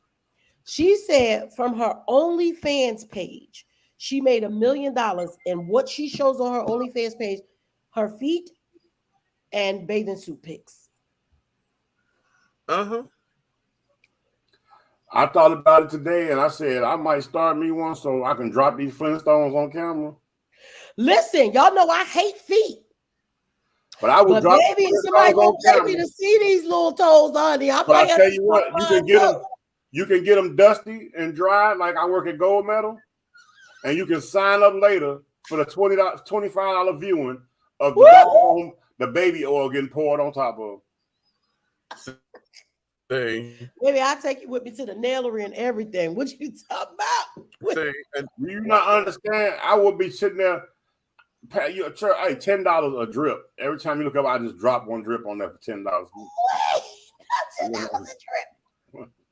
Let's get back on track because you know me and your ass. No, I'm just saying. People getting paid to put lotion on. Yes. Yes, brother. Yes, they are. Okay. Hey, me, This ain't my foot thing, y'all. Yes, Trace.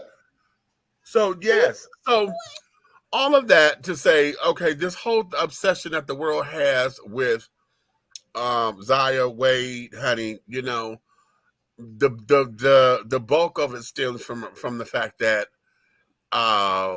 she's trans. But that our she's trans. problem is that she's 14. Like, Yeah. let's get to the Well, root the of it. bulk of it She's stems from that she's 14. trans. And well, this particular picture is because she's 14.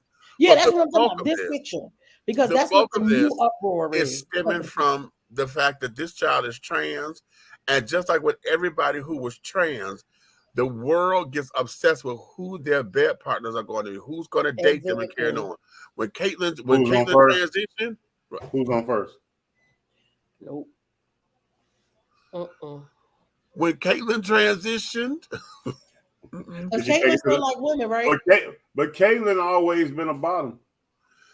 Caitlyn says, listen, even when Caitlyn was like she women. said that Caitlyn she was bruised, she was a bottom. Caitlyn said that she's attracted to women. However, I believe that I saw one time that she was dating a man at one point. For real? Yeah, but no, Let that me was a look picture. that That up. was a picture with her. Department. That was a picture with her and the ex-wife. Oh, shut up.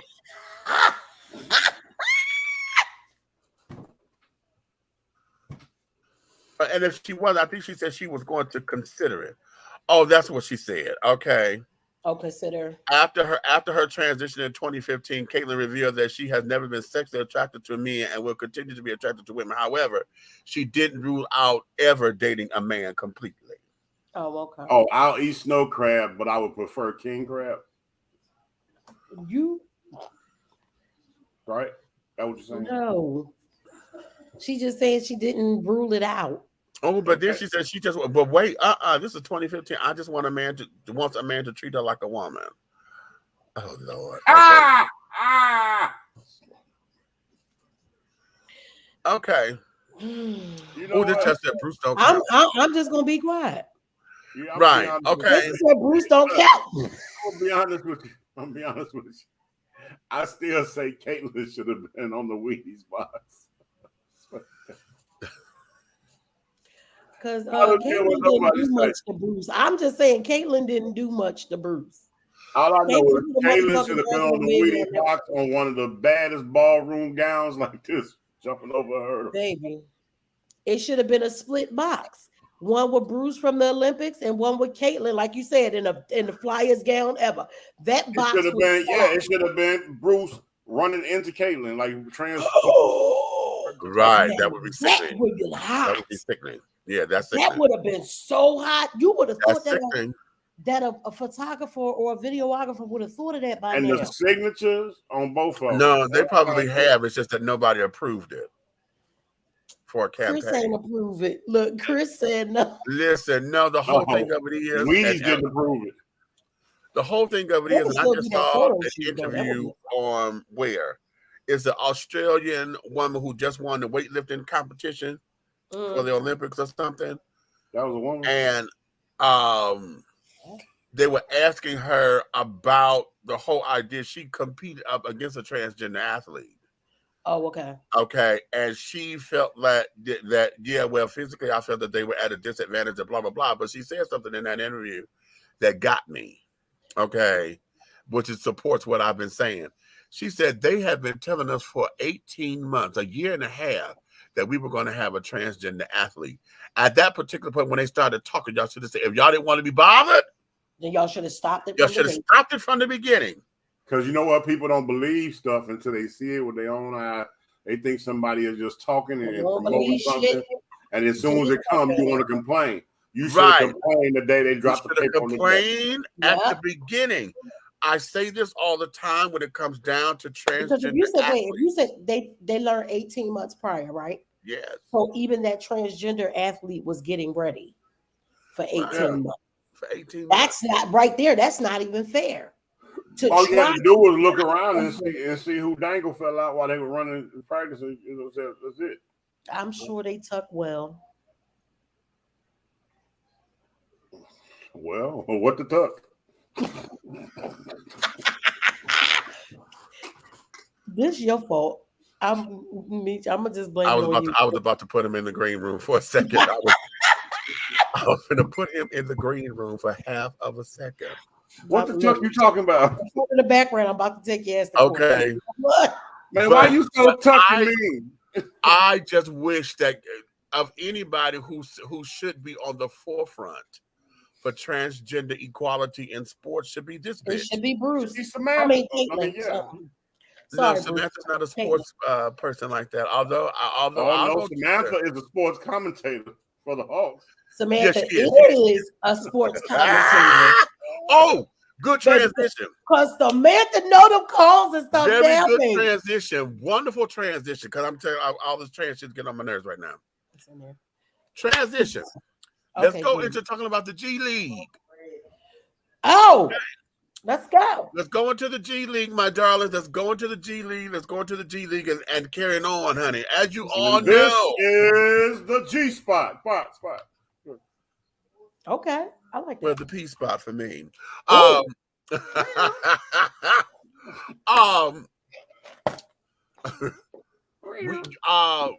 We had the Eastern Conference Finals and everything going on. Okay, College Park SKYHAWKS had ranked number 5 in the Eastern Conference. Okay, with 20-13. Okay, so we were number 5. We got eliminated in the quarterfinals. Okay, we got eliminated, and so we ended up. Wait a minute, where my stats at? Because I had pulled them up. Well, here we go. Because Coop been up on the other Hawks. Okay, yeah. Okay, and the Hawks just won. The top 6 teams were the Raptors with 24-8, Motor City Cruise 22-10. They tied with Delaware. The Delaware Blue Coats 22-10. Capital City Go-Go was 21-10. College Park SKYHAWKS 20-13. And the Long Island Nets at 18-15. The Western Conference Finals, the teams were Rio Grande Valley Vipers were 24-10. The Agua Caliente Clippers at 22-11. South Bay Lakers at 21-11. Birmingham Squadron at 18-14. Texas Legends at 19-15. And the Santa Cruz Warriors with 15-17. Okay. So when they squared off, College Park had played the Go-Go's, and they had lost by 9. Okay. Texas had won over Birmingham Squadron.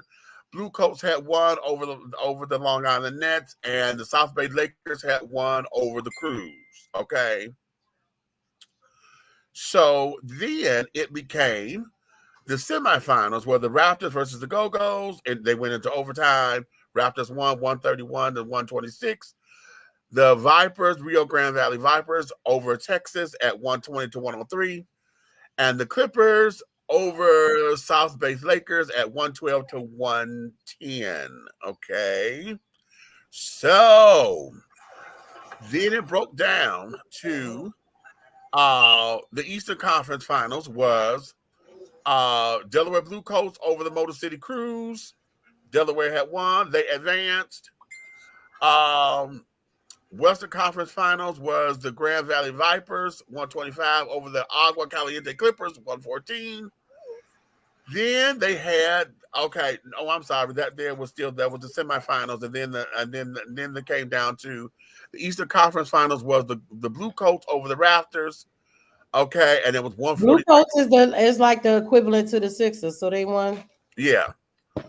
They had won the Eastern Conference Finals of the G League 143 over 139 over the Raptors. And then came down to the finals. The finals were the Grand Valley Vipers versus the Delaware Blue Coats. Okay. And out of 3 games, because they only do 3 games versus the 7 that we do, the Vipers did a sweep. They won, and they are the G League Championship Finals. The Vipers won 2-0. with the Grand Valley by 145 the first game to 128, and the second game was 131 to 114. So our G League concluded on April 14th with the Rand Griot Valley Vipers as the champs. All right. Well, congratulations. We don't give a damn about Okay. them. That's This somebody. has been the G spot. Ah, okay. With the P in parentheses. Right. I gotta you guys, I gotta do a picture and a commercial for that. Well, Cole already shot the stuff, but this will be this is the beginning of the Mother's Day basket raffle. There you go. Okay. Not the mama. So that used to be my that show. there is the G League update, honey. I've been one, because y'all know we have been in all the Good games. job. You understand? Well, I got my dream shirt on. Honey. The Atlanta Dream is about to get started with It's this. about to get started. Our first home game here in Atlanta is going to be May 7th. And they're going to, of course, they play out the arena and carrying on. So I got ticket information for those who are trying to get in. I think we got like 25 games slotted, 25 home games. And I know I'm not going to be at all of them because I'll be out of town and carrying at on. work and stuff. So, but we do have it to where I can get like a group of 10 or whatever, and blah blah blah blah blah. Because they give us our section back. They finna gonna name my section. Yes. They're gonna name my section the Big Meat section, honey. So I said, ooh, y'all know we in section 107. We in section 107, baby. Honey, 107. Wait, so while we still on basketball, can I tell y'all something really funny? I don't know if y'all know this player, but Embiid is one of the star players on the Sixers. No, I didn't see it yet. He's like African or something, right? Never really hear him talk a lot. Last couple seasons, he would get hurt a lot. But this season, him and Harden, because we have James Harden on the Sixers now too, right? They've been like the stars of the team. Keep talking. Let me give you something to this drink. fool been in Philly too long. He gonna tell the people at the press conference, I told Coach respectfully, stop bitching. I said, who the fuck? I don't care. I said, wait a minute. I can't look at it right now. Wait, he on stage with Meek? Oh Lord, they done let him get on stage with Meek Mill. Why y'all let Embiid? His parents probably over in Africa like, no. Because you know you ignorant when you tell somebody stop bitching. That's some shit that Philly people do all the time. Maybe like, yo, man, stop bitching. He really said, the caption said, no, he said it. Because we listened to the press conference. He said, I told him to respectfully stop bitching. First of all, and he was dead ass serious. Like he wasn't smiling enough. I don't know what's going on around the world. People are just changing. It's changing, people. It's changing. But I did see a picture. My girl Dawn Stanley, she was in the locker room with Embiid last week. Her team always does the thing. I love that she's somebody that I went to school with. She does her thing. The Hawks have been doing their thing. Mook has been paying more. Hold on. I'm sorry, you guys. I have to mute. Okay, well, I'm back. Hold on. Let me get my camera right. Okay, I had to get me something to drink. Oh, Lord. Wait a minute. Let me go to these comments. What you say? Go to commercial. I can't stand it. Princess, you a mess. The Big Meat Sports Update. Check you out. Right. You gotta go over a Buck show when he's doing the sports and stuff and give the I just gave them this yesterday on He's from Cameroon. That's where my mentor was from. Cameroon. I think he called Drake an ass. He called him a nut ass nigga. He sure hell did. A nut. That's a Philly thing. That's a Philly term too. Wait a minute, honey. Nut ass nigga. Yeah. Okay. Interesting. Cole, remember you say he was talking shit to Drake? Yeah, he called him a nut ass nigga.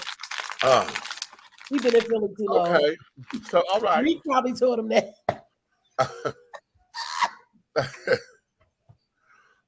Let me go here. I'm gonna play something else. Let me play this thing. I'm gonna play something else.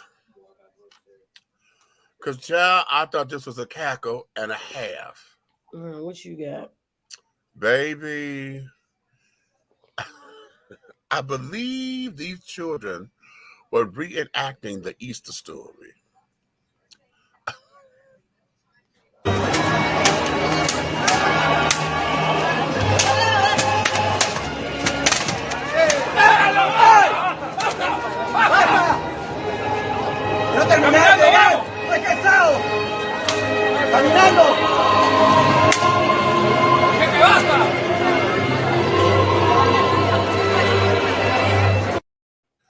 He said, "Hell to the no." Boy, you goddamn hard. That's what I imagine Jesus doing back in the day. Like, first of all, look, Right. Out there, somebody.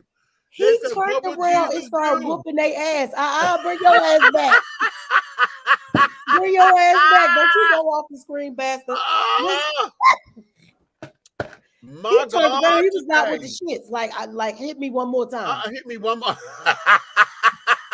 I told y'all, and I keep telling y'all over and over again, Jesus was black. And I told y'all Jesus was a gangster. I told y'all. How many times did we tell y'all Jesus was a gangster? Y'all keep on playing around thinking he was sweet.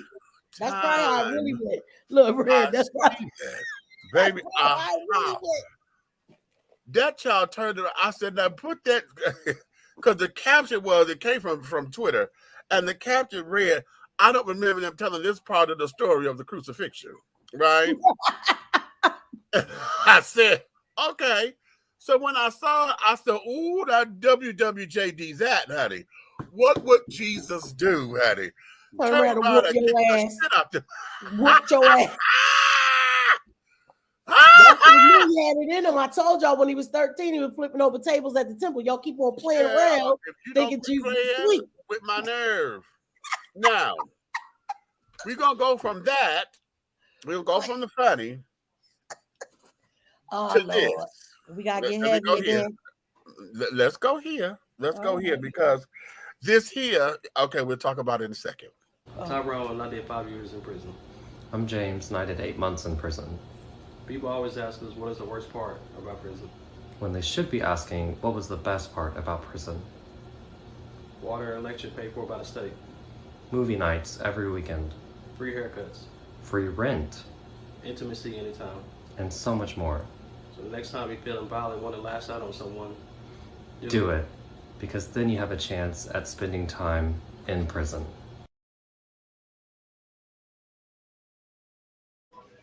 Well.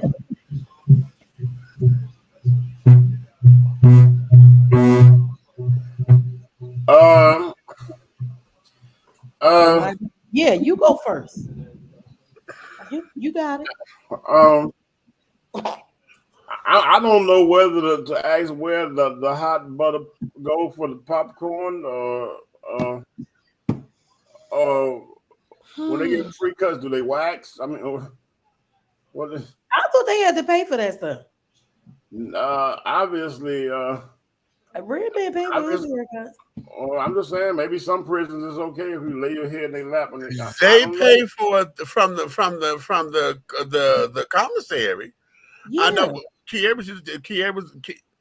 Oh damn!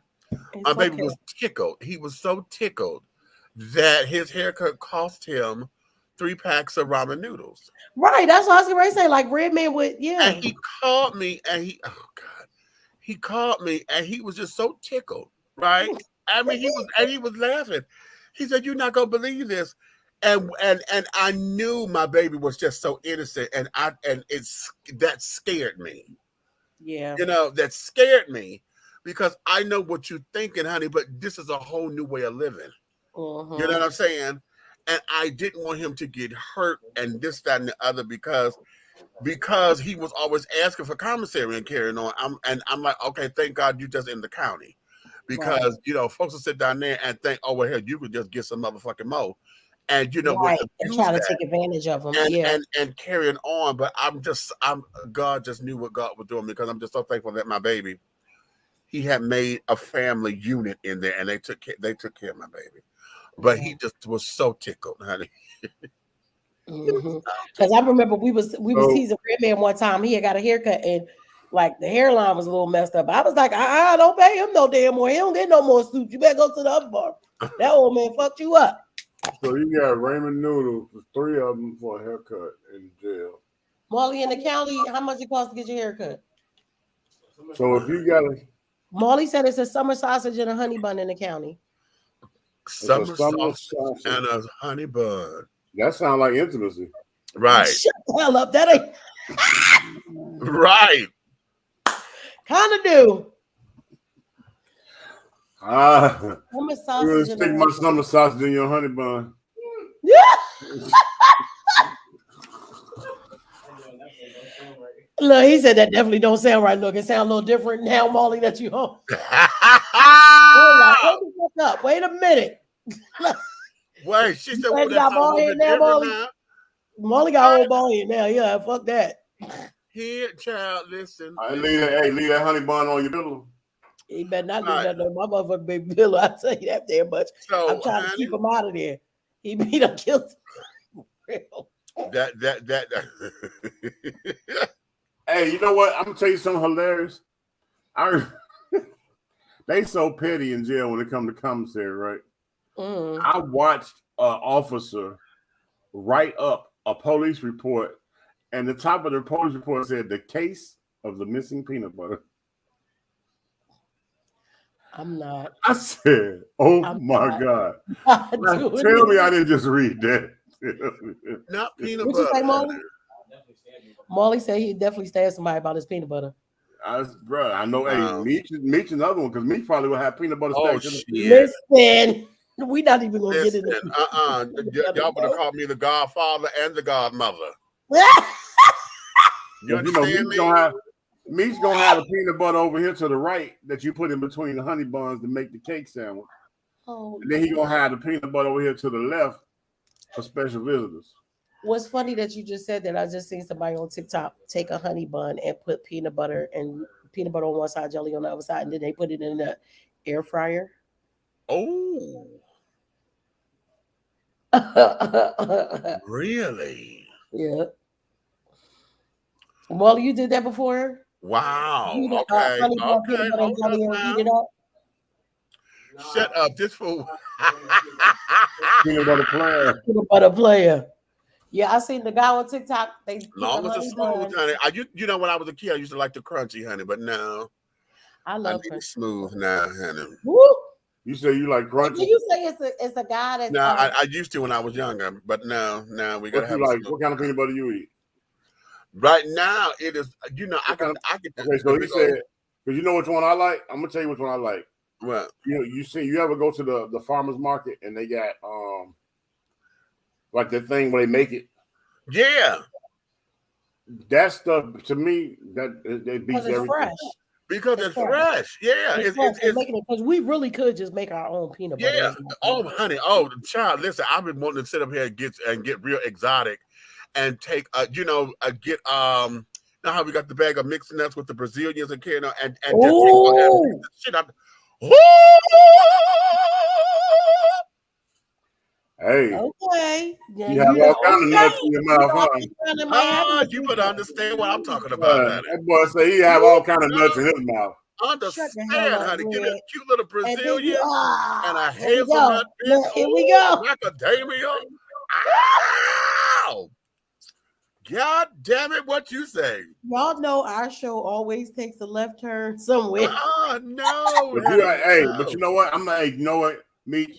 What get me right with your sister over there, right? Let me tell you what get is she slipped in there earlier that she liked the crunchy peanut butter, but she didn't want me to let everybody know. But I knew you was gonna try to go like the nuts in her mouth. I'm not putting no nuts in my mouth. Oh yeah, you do. His name Peter. His name Peter. Peter Pan. I don't like that kind of peanut butter. My favorite was velvet, honey. Velvet peanut butter. I never heard of velvet. Fresh, pure, delicious. That was the thing. Peanut butter, like you said, from the farmer's market. Y'all know up in Philly, we got the Amish people and stuff. Oh, yeah. Pennsylvania. Molly, remember you said hello, Amish girl? This child said, what? A lot of mixed nuts on his palate. Girl.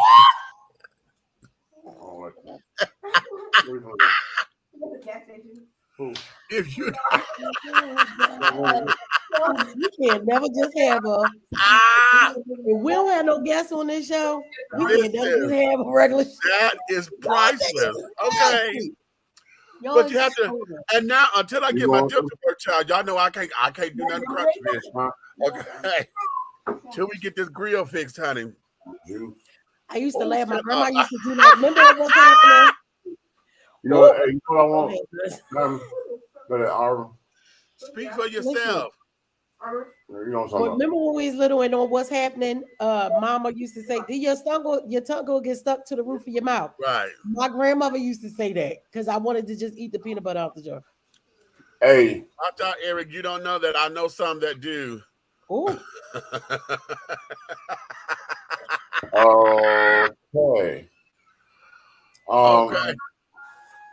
All righty then. Right. That went well. Mm-mm. No, it's right. It's in the same ballpark, child. Hey, that's cool, bro. You park your ball where you want to park it. Oh Lord. And there you have it. Okay, the cheering. Yes. So listen.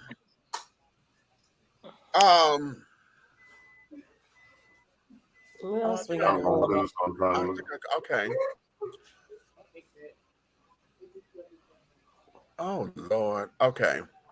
It was something else I was going to go over, but I think I got it. Let me take a commercial break so we can sit down here and make sure we have some kind of something going on. When we come back, darlings, let's get into a couple of the cards because we have some. Oh yeah, and then we could probably finish up on time. Yeah, it was like 20 minutes to 11. We took good. We took good. Yeah. So let me do this. Let me do this, darling, and we shall return in just a few moments.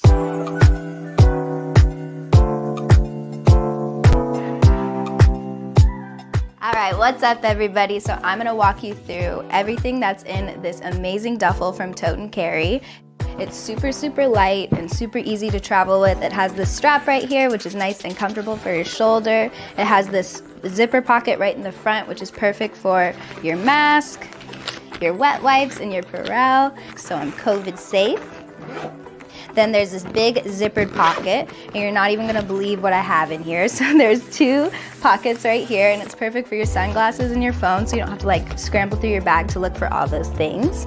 And then throughout it, I have my shoes, another pair of shoes, my hat, toiletries, a full bag of toiletries, and 3 jackets.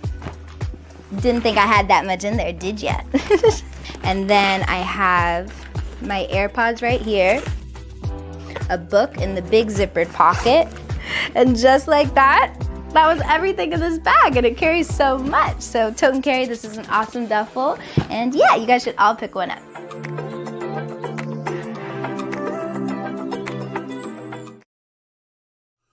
Angelo Ellerby, the Henry Higgins of hip-hop, is the founder, president, and CEO of Double Exposure Media Relations. Double Exposure Media Relations is a full-service public relations, marketing, and artist development firm specializing in publicity, photography, artist promotion and artist development, makeup artistry, event production, and EPK development. Celebrating over 45 years in the industry, Angelo believes that a culture that does not take care of nor respect its artists is a culture that leaves nothing behind to appreciate. Let Angelo help you make dollars and cents of the entertainment industry. Contact Double Exposure Media Relations at 201-224-6570. That's 201-224-6570. Attention all business owners. Use your advertising dollars here. Looking to reach a more diverse audience for your products and your services? Well, this is the platform for you.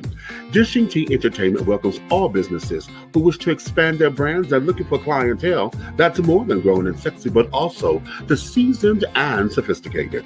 For more information on how this spot can be yours, contact Big Meat at 404-914-5610 or go to our website at www.dishingtea.com.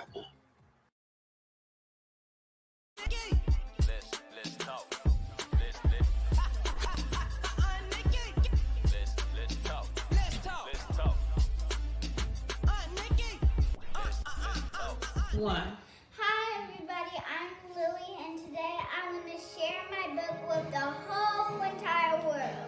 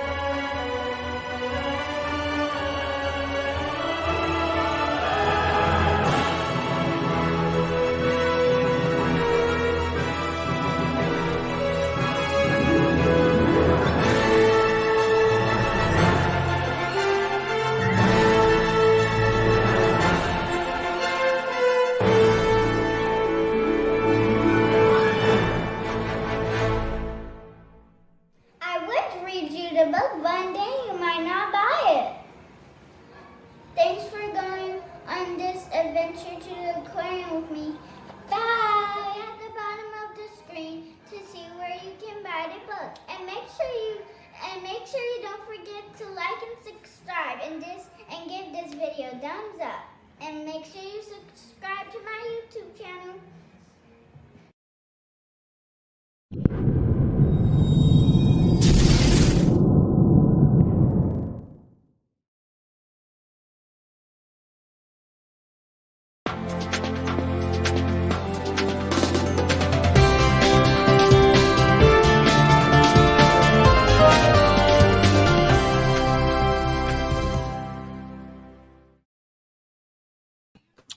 And we are back. Thank you for Lonnie, listening. Lonnie. Look at there, honey.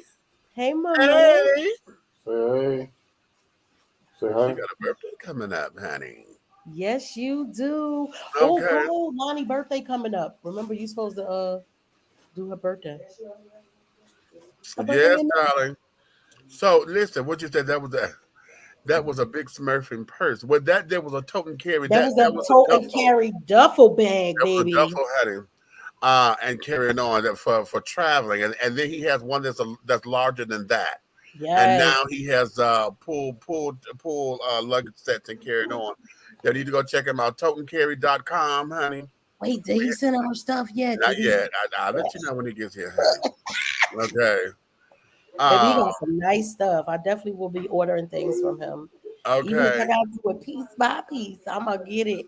Exactly. I Then want there more. was something else that I wanted to go over before we go into the cards. I was looking at the description, and Princess put it in here for me. And that there is, first off, many of y'all may remember the story of the gay millionaire. Oh yeah, the one who killed the Ed Buck. Ed Buck, he was known as the millionaire because he was a major contributor to the Democratic Party out in California and carrying on. Okay.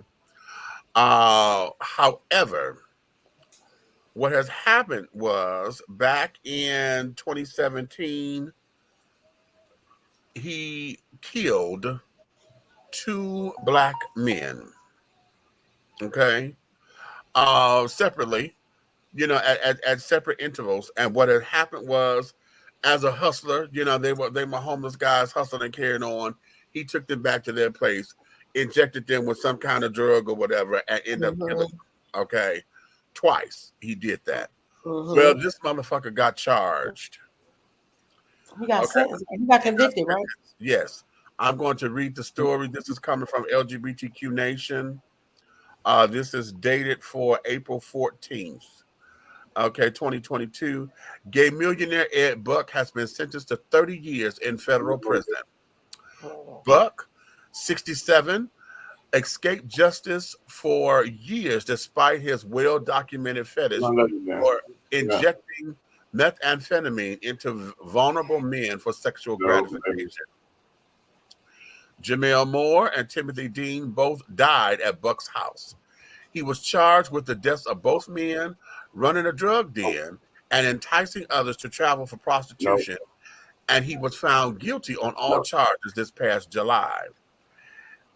In the lead up to sentencing today, his lawyers asked for a sentence that would allow him to give 1 day to be free again, while prosecutors wanted him to be sent to prison for the rest of his life. If Buck were ever released, prosecutors wrote, he would feed his compulsion to inject others until the day he died. 1 death is a tragedy, but 2 is a pattern. Assistant U.S. Attorney Chelsea Norrell told the court earlier today, the LA Times report. Buck pleaded for leniency. Quote, I asked that the court take a look at my life in total, he said, not the horrible caricature the government painted me as, a meth-fueled axe killer. End quote.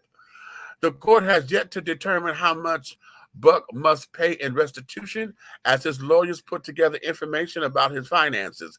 Investigators found bank statements showing that he had $3.5 million in several accounts, but his lawyers said the number is, quote, grossly inflated, end quote. Prosecutors want him to be ordered to pay around $52,000 to his surviving victims and a $400,000 fine. Pause right there before I finish this. How in the hell the fine gonna be more than what you're gonna pay the survivors? Come on. The fuck is that? The fuck? Anyway, investigators determined that Buck had tied down and injected several individuals with methamphetamine and other drugs.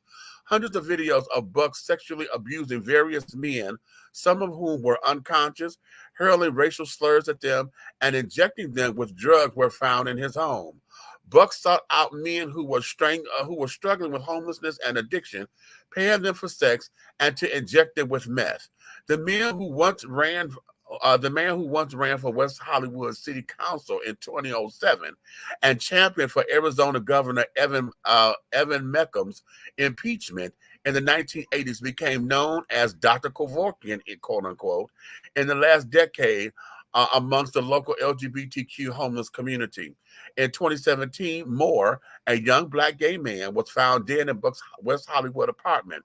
Investigators heard accusations that Buck was providing drugs to sex workers to watch them take them, but prosecutors declined to press charges because they didn't believe there was enough evidence.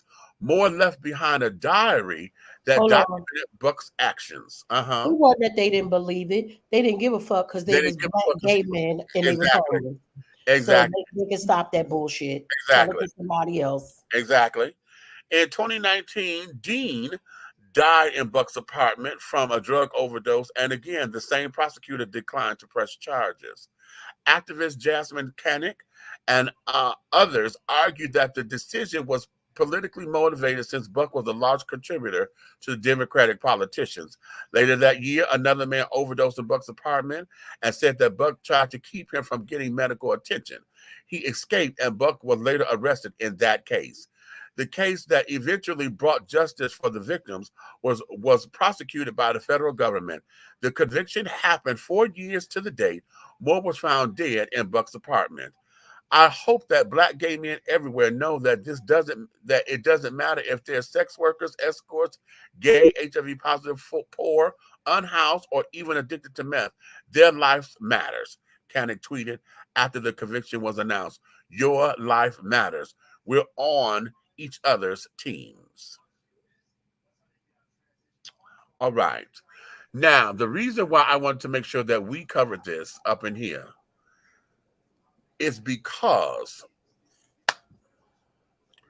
I have yet to hear anybody else cover this outside of Roland Martin. And now this particular blurb comes from the LGBTQ nation. Okay. I don't hear this in nobody anywhere. I don't hear it anywhere that this man, this millionaire who has a pattern of taking and drugging boys and carrying on. We do not see this anywhere that they covered at the fact that this motherfucker went to jail, going to jail. Now they're saying that Come on, fly. Some people are upset that he didn't get the life sentence, and but he's 67 right now. He got a 30-year sentence. So and because he's going to federal prison, it is said that when you're assigned to federal prison, you have to do 85% of the time. Okay. So in that 85%, honey, okay, what we're talking,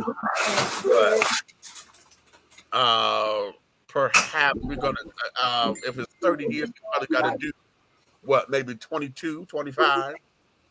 Okay. So with that, yeah, there's a high probability that he would probably die in prison.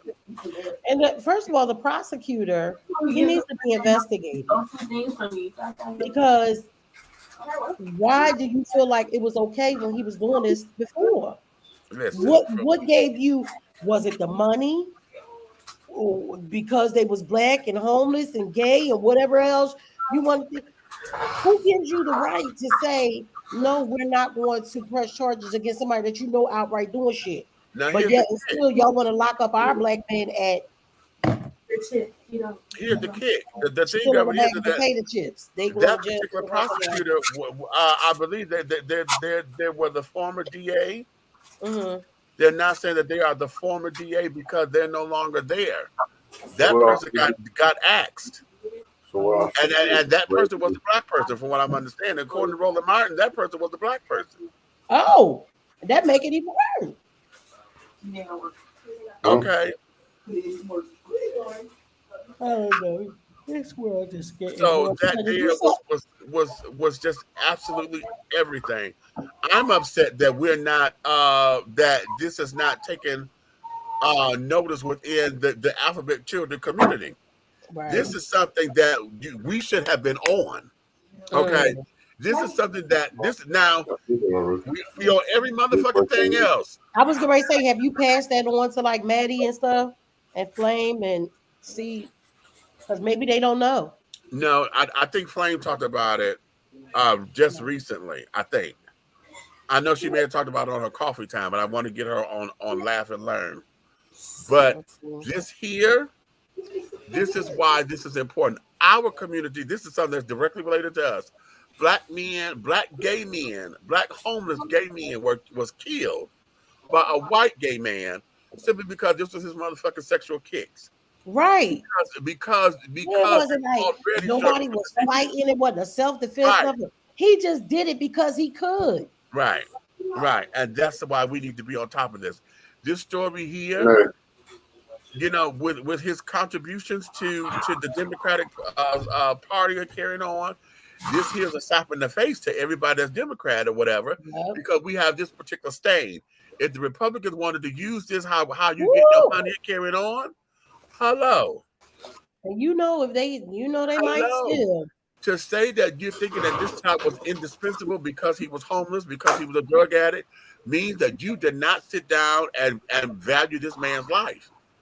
See, now this is where we need to come out talking about Black Lives Matter. This is the Black Lives Matter moment. You know what I'm saying? And so where we could go and march and rally and say, okay, yes. Now, we don't want them to be martyrs or whatever because they were homeless and drug addicts, and he took advantage to kill them. Is that what is that the implication here? That we don't want to get into this whole big old to-do about this or whatever? What is this? Okay, stop. Calm down. You already know the world that we live in. You cannot justify injustice. Okay, they are going to come with every little thing that has been written before time or created as they went along the way. You know how that works. These are the rules that happens in that black book. That black book they say that doesn't exist, it really does exist. Okay. Oh, yes. And I try to tell people all the time, when there's an injustice, quit trying to prove what they did to break the law and just try to work on what's right and wrong. And that society doggone push the envelope. Because if you try to go with their rules, they're going to find some intricate way within their rules that's written. As always. As always. But here's okay, but okay, let's just take that, because see, now I got to get on the alphabet children. See, this is our shit. This here is our shit. If we want somebody to care about it, we need to be leading this particular band. And I know some powerful rainbow children that's lawyers. I know one that's in Illinois that he scares me how he win cases. But it's just that people don't get involved where they need to get involved. It's Right. Community. So even if that's not your key, which is it, he is a criminal lawyer, what I'm talking about. But even if that's not your avenue, there is a network. All those lawyers belong to, you know what I'm saying? You can network you can start from Newark, New Jersey and work your way all the way to California and have a connection. So where is not just the alphabet children though? Where are the people? Where is Crump? Sharpton? Anybody else that's in Lives Matter stuff? Where y'all at? Well, it's an injustice to a black man. Well.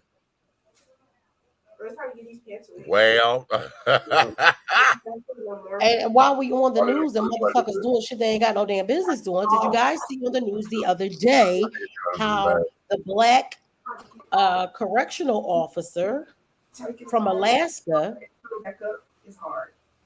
basically I guess the daughter accused him of rape?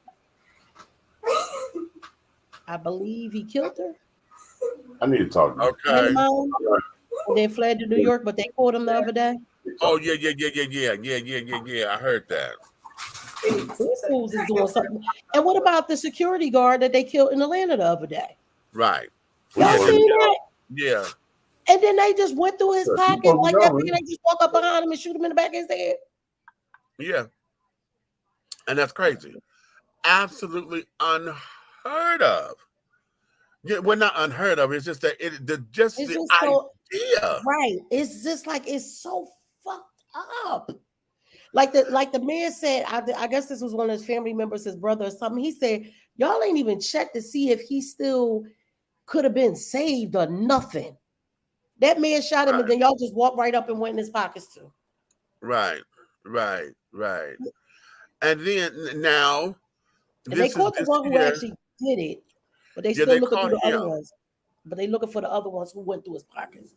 They caught him and carried on. And did you see the video?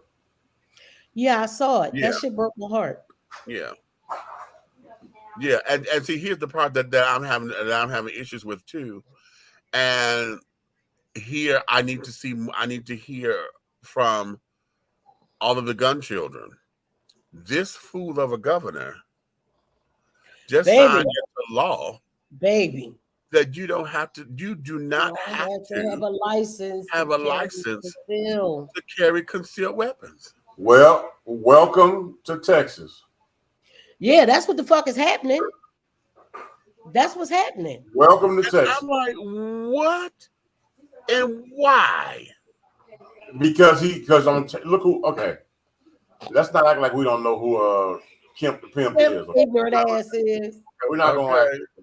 Okay, you know, and that stuff derived from them country redneck boys in Texas. Everybody should be able to carry a 6-shooter. You know, everybody that's still wearing 10-gallon hats. Granny 98, and will pull a doggone Clint Eastwood out on you. Right. You know what I'm saying? That's just how they've been forever. But here's my issue with that, why I don't have a problem as big as other people. See, I can understand me. I have not got you conditioned into the gun world yet. Right. I can understand where you're at with your age. But on the other side, where it becomes hobbies, it becomes sports for people and just like that. One thing and two things for sure. Everywhere that the gun laws are lenient like that, where you purchase, the crime rate goes down because now criminals don't know who packed. Because see, there used to be a hella level of victims. Now the victim's going down because what looked like a victim yesterday don't look like a victim today. Because for me, I just feel like the not having a license to carry concealed is an issue with me. That's an issue for me. Only because, first of all, we already know criminals gonna get guns whether they can have it or not. Right. And that's just one. Well, I mean, you got to think about it. El Rukins, let's talk about the gangs in Chicago back in the day before they ever became a major gang problem. When gang problems became a problem, it was because they have better guns and more guns than the police. Okay, the police roll up on you and they got a machine gun. They might have a SWAT machine gun, which is the M16 from back in the day. But then here come Ray Ray, he busts out a rocket launcher. Like, where did you get that? You know what I'm saying? So like they did. What was that movie that was Chris Tucker and not Johnny Depp, the other one, the crazy one that be doing dumb shit. The one from 2.5 Men, Charlie Sheen. Right. Okay. Remember that? And they were sitting in the thing and they start shooting and everything. And then the boy pulled out a rocket launcher. He was like, hold this. He gave him his lollipop. It was like, right. Where'd you get that? Right. But it's crazy because I seen this as a child, this type of stuff. Like, well, how are you not the police and you got military weapons? So I was like, so it's like right now I feel like this. If you look at the crime rates over, you got to take a 10, 15, or 20-year poll and look at the crime rate different. Texas is not as high as all these places that stay in the news. That's true. They murder rate really ain't as high as everybody else's. Because you don't know who packing. The victims are no longer victim looking. They say you come down here with that bullshit if you want to. That's what you hear. White Texans say, black Texans say. You see Granny, Mexican Texans say. Matter of fact, you grew up in Detroit, born and raised. Remember the little two-wheeler that the old lady used to take to the grocery store? The basket.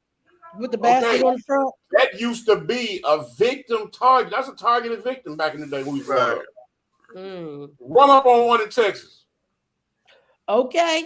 Because Granny is packing and she know how to use it, believe me. My thing is this. I think it was a little reckless though, but it's I don't think people. Look, let me tell you something. Guns don't kill people. Stupid people with guns kill people. Right. People who don't know how to use them. They don't know how to use them.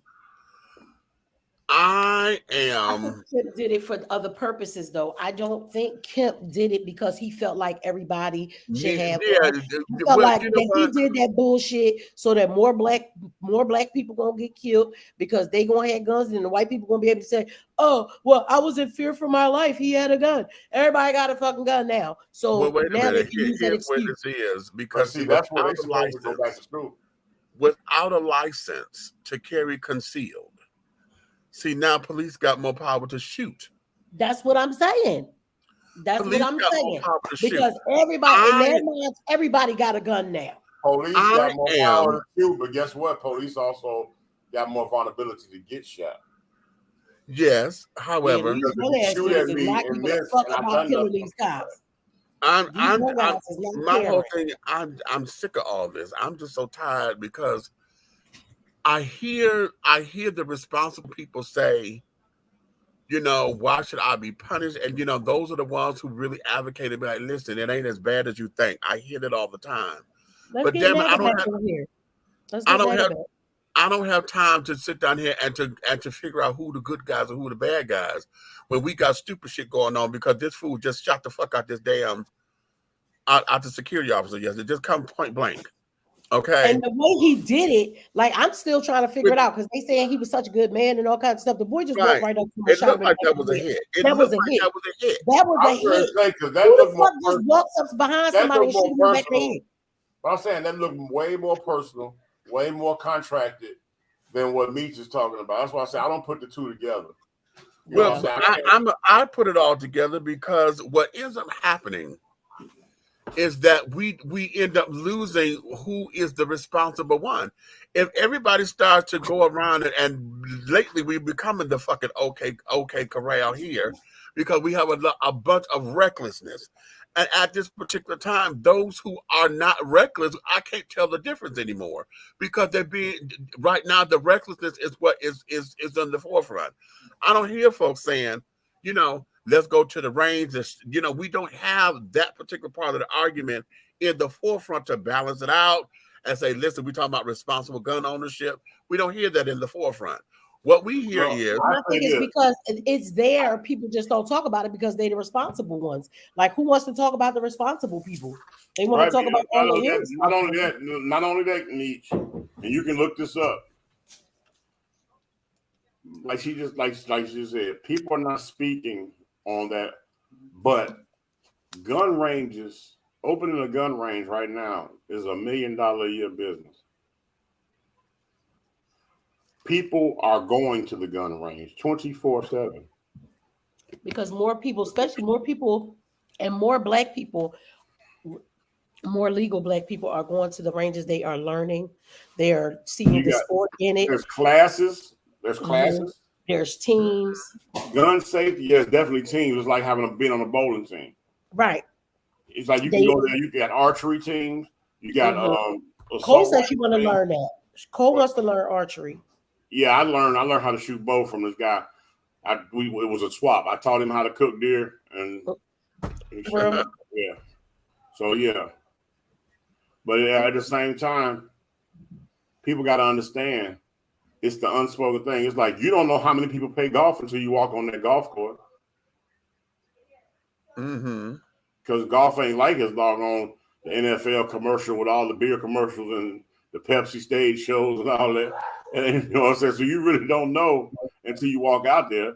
Hell, I walked out there and I was seeing so many black women with the little skirts on golfing, and I was like, wait a minute. I told you. I used to go my heels and everything, baby. I'm going I told y'all that man asked me, why you? I wasn't even mad about golf. I was mad at the fact that how much I missed. You know what I'm saying? I was like, wait a minute. It's like trying different things. But we have to understand, like, our Caucasian counterparts, their children and stuff are in those gun ranges. They are in those gun clubs. They are on gun teams. They have teams starting at, what is it, 10 or 8? Red. Yeah, it's got to be 10 because down here, you can actually shoot on the range in a gun club at 10, but you can actually have your own gun at 12. Right. But you have to have the class, that certification class. That certification thing. Like that black guy that would be on the internet all the time with his kids. Yeah. And I'm not even gonna hold you because I was one of them people. The first time I seen him, I was like, "Who the fuck is this idiot?" Because he had tats all in his face. Yeah, but he's baby is smarter than anything I've. He's like, and he got more certifications than any white man when it comes to guns. Listen, and his kids is blindfolded, putting together and taking apart these guns, telling you which guns they are, blindfolded. They know exactly. He put it in their hand. They tell you exactly which gun it is. All while reciting shit that he's asking them about this part of history, that part of it. And I'm like, yo, that's what they afraid of. Right. They ain't really afraid of these little knuckleheads in the street. They afraid that all of us is going to start teaching our kids that way. They will have the real knowledge and the gun knowledge. And what you going to do with that? But I'm like Meech. I don't see what the problem is. You know, maybe that's what our gun clubs and our social gun clubs should be about that. Exactly. Yeah, and you're talking to somebody who I've never fired a gun yet. I am going to go, you know. Yeah, I think once you're able to do it, and probably after you get over the first shot or two, because it's probably going to scare the shit out you. But after that one, I hope it don't, because it's going to make you feel good. After that first one. Okay, the first shot is when you get your nerves and your grip for recoil. After you get that first shot, first bullet, then you're gonna get your bearings. That's your second bullet. And after that, you're gonna learn to uncramp your hands when it comes to loading a clip and safely. You know what I'm saying? But like me, when I take somebody, we're gonna be in there almost 30 minutes to an hour, depending on how you comprehend doing gun safety before you ever shoot the gun. Safety, you gotta load. You gotta remember it might be one in the chamber. You gotta know all these things. I took Diamond the morning of her 16th birthday. I hear that. Yes, me and her went to breakfast and hung out, and I took her from there. We went to the range. At 16 years old, we spent an hour in there doing gun safety over and over again. Teaching her how to clip, how to load the clip, how to doggone, you know what I'm saying, check the safety. We did all that for an hour up until she was doing it on her own and saying it out loud what she was doing. Once you did that a few times, I said, are you comfortable? Are you ready to fire a round? That morning, Diamond shot a 380, a 9, and a 40. Baby, that 40 pound with come on, Nate. I bought her this the drop, you know, that you put and you sent out, the drop had birthday balloons on it. Oh, I told you I love the zombie ones. I used to get a pack of the zombies. I love the zombie ones. But she lit them balloons up. You know what I'm saying? I'm talking about like she did the 20, 30, and 50 yard. When I say she did an awesome job, she kept that forever. She had it hung in her room. But it's I got some of my pictures from the range up all on my Instagram. Yeah, it's like I tell people, you know, all the time. The first time you go, you keep that. You know what I'm saying? Even if you want to frame it and put it somewhere in your house, you know what I'm saying? Like, this is our first time in the range. And you write on the bottom what guns you shot and sign it. It's just about being comfortable. Like I said, I know for me, it's a stress reliever. It's not like I just want to go out and shoot people. I don't. That's why I don't have a gun in the house. Because I do know that my temper is your temper is one thing, but your intelligence is another. But my intelligence and my control. Like I think too, like Lily being here and her motherfucking ass, I can't even hide it high enough because she's there. I got one that I'm selling out of here because Felonious Phil around here, he gonna make me hurt him. So geez. But the thing is, the purple one that you say, the purple one. Yeah. I got to get rid of that out of here because that one has no safety. Well, wait a minute. Oh, wow. Look, did you say the purple one? But see, I wouldn't send it to you either because you have Lily. Even though I had no safety because Lily here, and then even though you can't.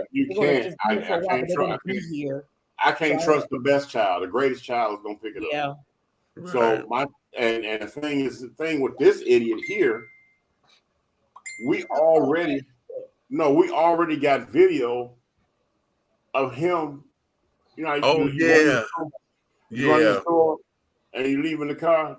This idiot got the phone, the video, the one in her armrest, and got the purple one out with and talking mess on the video with the gun.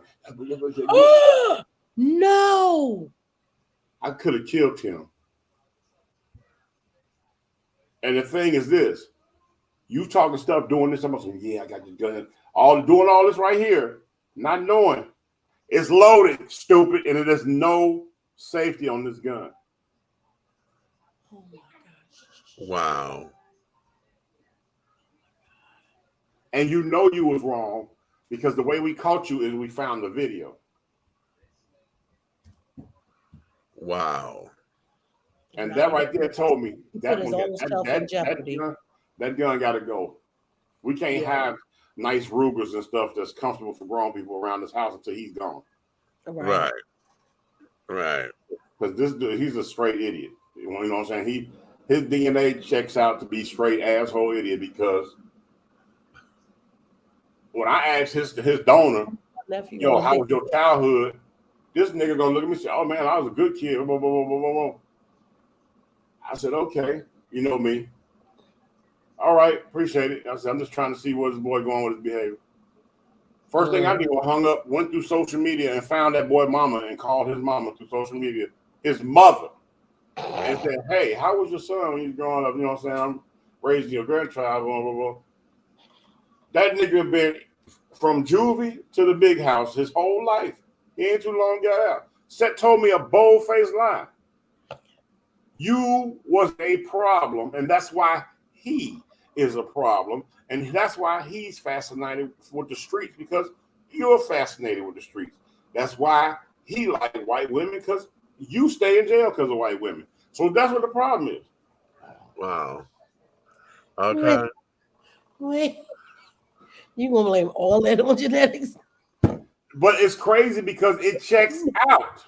I'm just messing with you because I'm still stuck. I know it checks out. You know what? Look, Nikki, he had that gun in his hand. Like that's still in my head. I can't. Okay, it checks out. You know what? I'm gonna be honest with you. I got a witness right here on this screen that genetics can really freak you out.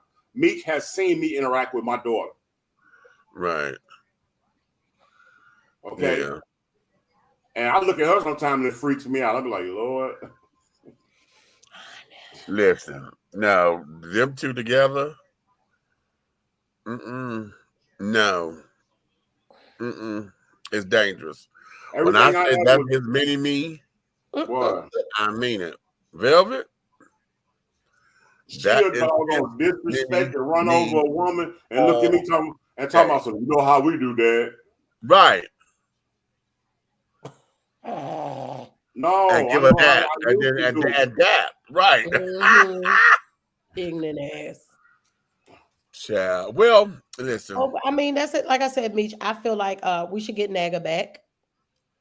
See how they feel about it. I mean, we know that there's a chapter here. I know because I belong to it. There's a chapter. Well, I'm going to go to the range because he offered to pay for my very first, that was the thing he offered. And I told him I would do it. I'm just got to coordinate that so that I can go and do all that. I think I might do it on my mama's birthday. Okay. My mother's birthday safety is move because I'm that purple one. Somebody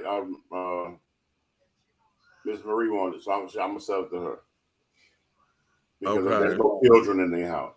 Right. You know what I'm saying? So and I'm still gonna get that non-lethal gun. I love it. It's so cute. I want that damn gun. And just because, Red, I feel like I can't let my anger loose with that one. Like I'm gonna just let off a whole bunch of pepper balls. Like, how dare you do something to me? I'm gonna set your face on fire. Well, I mean, at the same time, you got to remember this. Even with my riding partner, the one I hang with, that one, they make rubber rounds for it. Oh, okay.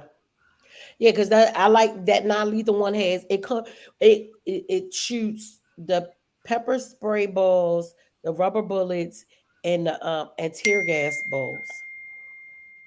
Right. So yeah, Cole. That thing $450. It's not like it's, you know what I mean. But at the end of the day, like I know, like my one that I carry all the time is the perfect size for Mr. Meat because it's hand size. Okay. He done held it already. I was just about to ask you, that's the one over at the other child's house. Yeah. Yeah. Like what you said, the other child. Come to think of it, the other child bought the big stuff when we went and got the big boys. Yeah. When we bought the big boys, did you know the other child that was all the front? That day we got to the range, it's crazy how people talk how they so hood and they done so much in their life. Right. Until it comes up on you. And now here it is. We all at the range. Remember, it was 4 of us. Right. Because it was that nigga. And it was Princess and her. All of us had the big boys. Because me, Princess, and her bought ours the same day in the same store. Oh, that other child. That other child. Right. So here it is. All of us got the big boy toys in there. This the first time that we opened them up. They brand new. We only bought them like 2 or 3 days before we went to the range. Wait, what y'all had though? Shot? All of us got AR-9s. Oh, y'all did have the big boys. You ain't see my AR? No. Oh yeah, he upstairs. Him ain't nothing to play with. I bet. I got 100-yard scope on it. I never saw one of them before. I got 100-yard scope on it that you can't see that the dot is on you. Only I can see the dot. Yeah, so at 100 yards, I'm like, you right here in front of me. I got you. So it's crazy because when everybody was opening up their stuff and getting everybody they putting on goggles. Well, see, mine already had. When I was in the store, when I bought that thing, I bought all the bells and whistles, the earplugs. I bought the doggone wrap glasses, the whole night. So I was good. I had my own kit. This fool opened up her thing, loaded up. Everybody loading up. Put the clips in. Click, click, click, click, click. Okay. Click, click, clack, clack. So here it is. First, you knew something was up. The way the nigga swung the gun around, and everybody was like, "Yo, like, bro, what the hell are you doing, player?" Okay. Right. So I was like, okay. So I was like, you know what? You go ahead first. In denial. We done laid all these things up there. Now, these white folks in the other one, they looking at us like, what the hell they got going on? Right. Because we look like we finna go to war. So it's like, We telling her go ahead and shoot first. Now you got a brand new toy you done spend all this money on because them things ain't cheap for the big boy. And you stand there and say, nah, I don't want to shoot that. All of a sudden at the range you turn oosh. Nah, why did you just buy all of that gun and then turn around and get to the range and act like you scared of it? Okay. I had to threaten. I was like, yo, pick up that gun right now if I hit you with the back of mine and shoot it, you know what I'm saying? So. But you were so gangster. That's what And then shot it like I would expect me to shoot it because he's never shot a gun. It almost blew her out the back of the door. It was like, I was like, that means you ain't even holding it right. You gonna hurt yourself. That means that you ain't never really shot no gun. You ain't shot no gun. You just shot your mouth off. Because I did like this. She did that thing. I said, okay. I said, well, look. All right, step back. I stepped up, reloaded her clip, plugged it in. I said, let me see how yours work. Because hers is all, she bought this dumb, it just stiff. It looked like it looked like the ones they do the flipping with the rifle. It was so stiff. Oh, like in the military when they doing that. Right. Color guard looking thing. So I grabbed her. So I grabbed hers. God, I loaded. I'm like this. I tell them hit the doggone thing. They slide it back. I said, no. I said, take it out. Take it all the way to 50. Take it all the way to 50. When they get to 50, you get to 50 yards. I brought that thing up. Boom. Did I do this? And that's what I was about to say. Well, Red, did she hold it down lower than what she was trying to shoot? Because when you got that big shit, you have to point lower than what you. That's what I said. That's what I was trying to show her. When she was shooting, she wasn't really hitting nothing. So when I sent it all the way out, I sent it out twice as far as she had it. And I bought it like this, and I bought it to the abdomen. Mm-hmm. She was like, why you got it like that? I said, these headshots. She was like, she ain't never shot no gun before. And when I said these headshots, all 6 of them. Pop, pop, pop, pop, pop, pop. Because the recoil is going to bring it up. You have to shoot lower because it's going to come up. Slid it in like this, and I looked at her. I said, here, take your gun over there and unload it like that. And I picked up mine. Never shot mine. Now, mine is a straight Rambo toy. It looked like something out of like G.I. Joe. So, okay. Mine, you can hit. Ask me. He said, mine, you can hit the button and it flip down. You can put it in a book bag. Like you got all the bells and whistles. You got the nice toys. Right. You got the nice toys. So, I pulled mine up. Girl. The recoil, it ain't as bad as a doggone carving knife. Really? Like carving a turkey. You need something like that. Wow. And that's stuff, and it's coming out. Pop, pop, pop, pop. It ain't no boom, boom. Pop, pop, pop. Oh my God. Yes, I want to see him. We gotta go. Because I told y'all the biggest thing for me, like when I shot shooting a 380, shooting a 9mm, not that big of a deal. It was like once I knew what I was doing, it was fine.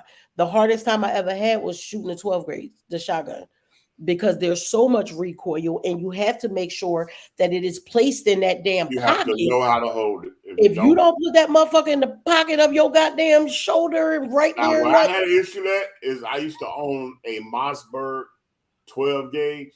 And it was the pistol grip riot gun series with the doggone the extra bullets on the top side. The extra one, yeah. And it was stainless steel with the black fixtures on it. Wow. And I'm talking about, but when I let that thing go, you don't hold it up here on the chest. You get low with that thing, and you make sure your arm got this going. And I'm talking about, you can put 7 of them in the gun. Oh shit! And you can stand there. You can either trigger that thing or you can jack that thing. And I used to get up in that and get out there in them woods. And I let that thing go right with the slide. Boom, boom, boom, boom, boom, boom. Listen, I'm not going to hold you. The first time when I shot that thing the first time, and even though as prepared as I was, because, even after my sister... It'll jump out your hand. Baby, listen. And I told y'all I would go to the range. I go to the range in my heels and all kinds of shit because I need to know, like, if we at an entertainment thing, some shit pop off. Like, I ain't got time to kick the heels off. That first one... No matter how prepared I was, that first one still was like, damn, bitch. I was like, what? I felt like that motherfucker was about to take me out the back of the goddamn door. Now, like Red said, after you get that first one, then it's like, okay, this what this is. Yeah, because of what it is, it's going to make you respect it. Listen, once you respect it, but it damn sure felt empowering. I'm gonna tell you this: a girl with a motherfucking shot. I was like, wait, bitch, can I learn how to hunt now? I don't know what the fuck is gonna happen. I don't know, but I just felt so empowered. I was like, yeah, bitch, I shot the 12 gauge shot. That's why you see those when those guys go skeet shooting meet. Yeah. When you see them stand out there and they have those jackets on, skeet jackets, and they have the little patch. It's a cushion under that doggone suede patch. Oh, so that they can. Okay. So when they hold it like this, they you know what I'm saying, they hold it down. I need some glasses before they pop we it in like this. Skeet shooting is cool because remember, shotgun shells go like this. Right. So it's like this. And that's what made me excited too. When I shot the 12 gauge, because I like using those zombie things, the first one was kind of low because I had shot it. I pointed it even lower, like down at his legs. But when it went up, got them all in the groin. And you know, they platter out like this. And the man, remember the man I told you about, he was like, now what he do to you? Why would you do that? Wow. Okay. What you say? But yeah, that's right there is a good thing for us to do too, the ski shooting.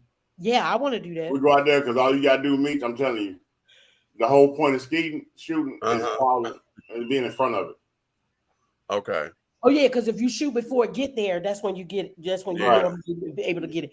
I just want to be able to be real live. Hear somebody say, pull. Yeah, because all you got to do is when I see that on TV, I was like, I want to say pull. When you say pull, you should be moving your weapon already. Right. It's locked and loaded. It's like this. Pull. You're already moving with the pull. Pull. And wait, y'all know why I want to do it, because that's another thing that white people don't expect us to be doing. Yeah. Okay. But I like doing stuff that they don't include us in. Me too. Right. The little white guy on TikTok had me cracking up. It was a guy, he was at the golf thing, right? You know how you go, like turf club or whatever, like you just go. And the guy, he hit that motherfucker ball so hard. He said, God damn. He said, black people, can we just have one thing? He said, I thought that y'all was going to let it go with Tiger Woods. Can we just have one sport? He said, you just shot that thing to the goddamn out to the stratosphere. He said, we can't have no. He was like, well, at least we'll still be able to have tennis. He said, God damn it, motherfucking Serena Williams. We can't have shit. Yo, it was. Oh, baby. I don't know what. Maybe once we learn how to do it, it's a done deal for y'all. You understand? I mean, it's just because you know what? Again, what you say earlier, take the emotion out of it, and we all be sportsmen. Exactly. Let's just do it. It don't matter what color you are. Molly learned how to bagada boat. I ain't even know black people. When Molly was doing it, I didn't even know what the fuck it was until they got into it.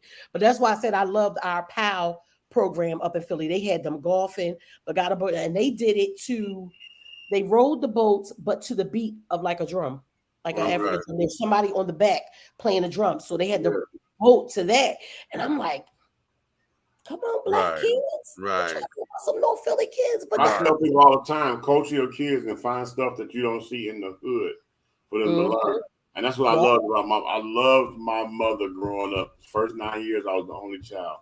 But let me tell you, in that 9 years of my life, I had religious studies. I learned how to the Jewish stuff, the Muslim stuff. I had to go to these classes every day after school. I learned all that stuff growing up after school. When one class was over, and next semester, I went and took boxing. Had the Muhammad Ali the boxing glove thing, you know what I'm saying? I met Leon Spinks, all them. Okay, growing up as a kid, I learned how to box. Then after that, when that was over with, she stuck me in doggone Aikido classes. So I'm just in Aikido. Something to do. Right, and these things right here always led to tournaments and trophies. And then she had put me in gymnastics. And I'm telling you, the first time I did a doggone forward roll and stood up on my feet on a damn balance beam, I thought I was the shit. Well, you couldn't tell me shit when the first time I was able to do a penny drop off the uneven bars. Baby, I was about 4. See? But guess what? We wasn't supposed to be involved in this stuff. Right. Oh, hell no. Right. Because, honey, you couldn't tell me I wasn't going to the damn Olympics, but I got pregnant with Timmy. Okay, but, I'm going to tell you, because when I was in the keto class, there wasn't no nappy head people in there. There was no other black They take Kung Fu and karate. I went to Right. gymnastics up in the northeast part of Philly. Like now, a lot of black people live up there. But when my mom first moved up there, remember I told y'all my mom had to cuss people out in the complex and all kinds of shit like that. No black people lived up there. I went to that Catholic school. It was from K to 8th grade. There were only 3 black kids in the whole entire school, and I was one of them.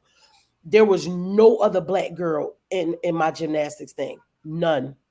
So it's what you see. Us to do that. If you have parents that culture you, you can become a pillar in the community when you're older. And it also gives you the mindset to teach the other generations that you can do and be anything you want to be. Mm-hmm. Exactly. I grew up in the city of Chicago. Old films of like for me growing up, I didn't have Dominique dolls. I didn't have her till after I was already an adult. So Nadia Comaneci was it for me. Right. And then Mary Lou Retton. But I'm able to show Lily all the black girls, Simone Biles, Dominique Dawes. I can show her because she loves gymnastics too. Like, look, it ain't got to be no anomaly no more. You can do this. You can do whatever. Right. You got to think about it. That photography bug in me, that comes from my father. My father was a professional photographer. My Uncle Stanley that you hear me on the phone with, he was a professional photographer and a certified electrician. But when I say my dad was a photographer, who the hell you know in the inner city of Chicago in the Midwest that scuba dives and take pictures? That's what I'm talking about. We was just talking about that today. A whole wetsuit. Ain't nobody got no wetsuit in the hood. Wait, me and Lily was just talking about, Okay. I swear to you. Wait, Lily, come here. We was just talking about a wetsuit the other day. I said, Grandma, I really want to go like scuba diving, but I always been scared of a wetsuit, and especially now more than ever because I'm fat and I feel like I might not be able to breathe. No, and y'all know she be so dramatic. She said, Grandma. I said, girl, Grandma's scared. I said, but I've been losing some weight. So maybe we can try it. You know that shirt, that hoodie that I work out in? It's made out of the same material. It's actually a wetsuit material. Yeah, when you put it on. The new sauna pants I got is real good. Them things is long, and they already got the waist trainer built into them. You go to that, what's the name of that place, Meech? I went to the cut something with a K. But that's the name of the company, and all this stuff is made out of that material. I remember you, because when you first got it, when it came in the mail, you were showing us because you had the hat and everything. Yeah, and I'm telling you something. When I put it on to go to the gym, when I get to the gym, I have already activated just that drive, that little 5-minute drive. The heat already activated. So everything I do from that point on is wide open. When I take that thing off, a full puddle. Baby, every time I take it, I watch my every time I come home now. Because it's just, I don't be playing no games. Me and Cole been getting it in too. But yeah, I wanna be able to scuba dive. But we were talking about that because her GoPro, the GoPro that she has is made for underwater. Underwater, yeah. Yeah, it was hard for me, like telling my friends come up and they come to me, like hang out at my dad's house. They come up the back porch and they were looking like, what the heck is that? And I got to explain to them tanks that you wear on your back when you go under the ocean. Okay. And he looking at me like, what kind of niggas? You know what I'm saying? Right. That part. It's so good. It's so good to just open up your kids to different things. Just let them do different stuff, and it's okay if they find out they don't like it. Right. You know what I mean? Let them explore, because they're going to find something that they absolutely love. Lily had a hard day at dance class the other day. For the first time, Miss D had to get on that ass. She wasn't paying attention. She was so focused on one thing. Like Lily is like, she has to get something down pat before she moves to the next thing. And they're doing the ribbons things now. And she said, Grandma, but I saw them going to the next move, but I was so into making sure I had that one right that Miss D was like, pay attention. Y'all know she don't respond. Right. I said, baby, let me tell you something. You are good at dance. Every day is not going to be an easy one. Don't you let one hard day mess with you. All you know is next time when you go to that next step, remember the first time that you were so hell-bent on the last step that you missed the next one. So you know this time not to miss it. I said, but that's because you good at it don't always mean it's going to be easy. And Exactly. that's another thing. And I know that sometimes there's some things that we just be like, that ain't for them. Right. But when you know it's something that they can do and they really like, we got to also encourage them not to give up either. Right. You got to know when to say it's okay. We can let it go. I started letting this boy with this football thing he's been doing. Yeah. I started letting him go in because I was like, okay, you know what? I said maybe let me just pull up and let him out, and just tell him when they finish, come outside. I thought maybe with us sitting in there was a problem because, and then I thought about it. I'm like, you know, one day I was sitting outside. He came out early a little bit, just a little bit early. He said, "Coach, want to see you." I'm like, have you messed this up too? I'm like, okay, so here it is. No, you all ready for him to be in trouble. But he was. So I get in there. I be trying, I be rooting for you, nephew. I get in there, I said, hey, what's going on? He said, the boy, he he be trying to shortcut my exercises and my workouts and that, and he think I don't see him and everything and this and that. He said, I just want to make sure you good or whatever. I looked at him, I said, man, bruh, I don't give a shit if he got to crawl out to this car, work his ass. Okay.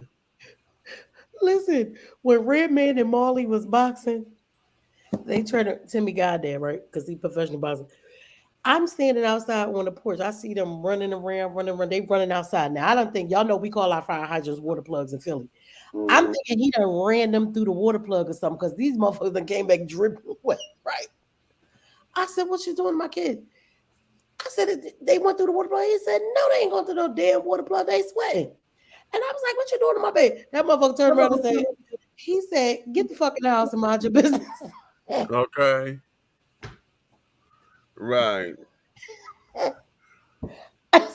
right. Listen. Good. Sometimes Right. we gotta let the coaches do what they doing. Let them do it because if you trust me with your kids. We are different when we do powerful things. Yes.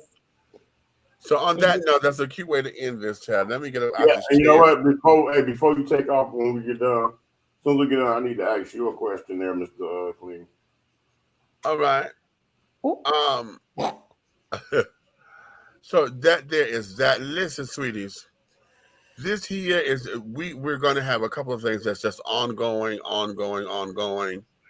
And as long as we have the discussion here, we're going to keep it open so that you're able to get here to share your thoughts and your views, because the only way we're going to learn and to grow, elevate, take us to that next level is to continue to have discussions to where not only you're talking because you got a point to make, but you're also listening so that you can learn. Yeah. Once we learn and come out of the fear-mongering, come out of the gotta be right, come out of the emotional attachment that we have to certain arguments, and able to say, look, this is what this is. I can rock with it to this point, or I can't rock with it, but I understand this is a part of the world. Yeah, be willing to understand what somebody else is saying. We can move, we can dirge, we can actually help shape it, actually. Okay, listen, if we're going to do this, then hell, as a people, we got to shape it so that this don't get out of control. You know what I'm saying?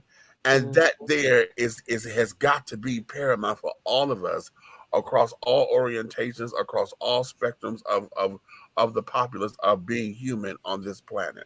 Okay.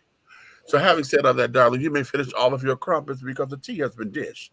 Yes. And you've been dishing tea, darlings, with Big Meat and Aunt Nikki and the big guy allied down there, honey, Minister Hayes today.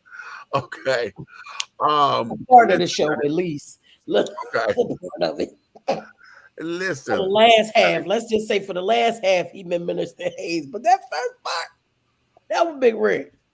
If you love us, tell all of your friends and your family, your friends to like, subscribe, share. Come on into the conversation. But if you hate us, hate something that we said, don't like it, want to be argumentative, want to be stank, want to be hater, then you can sit up there and tell all of your motherfucking enemies, honey, to like, subscribe, and share, to come on into the conversation. Because what you have to understand and will understand, overstand, understand, understand, honey, is that everything that we're doing over here with Three the Hard Way, the Syndicate, everything that we're doing will move forward, darlings. Okay, having said that, darling, let's do that. We'll get with you guys the next appropriate time. Y'all see me adjusting because this goddamn chair's getting on my ass is letting me have it. Why two? The sciatica is starting to act up. It's the pillow. It's the pillow, child. And because it's this pillow. So having said all that, darlings, we will let you guys have your evenings. It is Friday. And Friday night, so for those of y'all trying to get to the club or whatever, go have fun, but be responsible here. So as on is those the black condoms? No, these are the black on condoms. Oh yeah, make sure y'all go get y'all some of them. Okay. Be condoms, honey. So on that note, my darlings.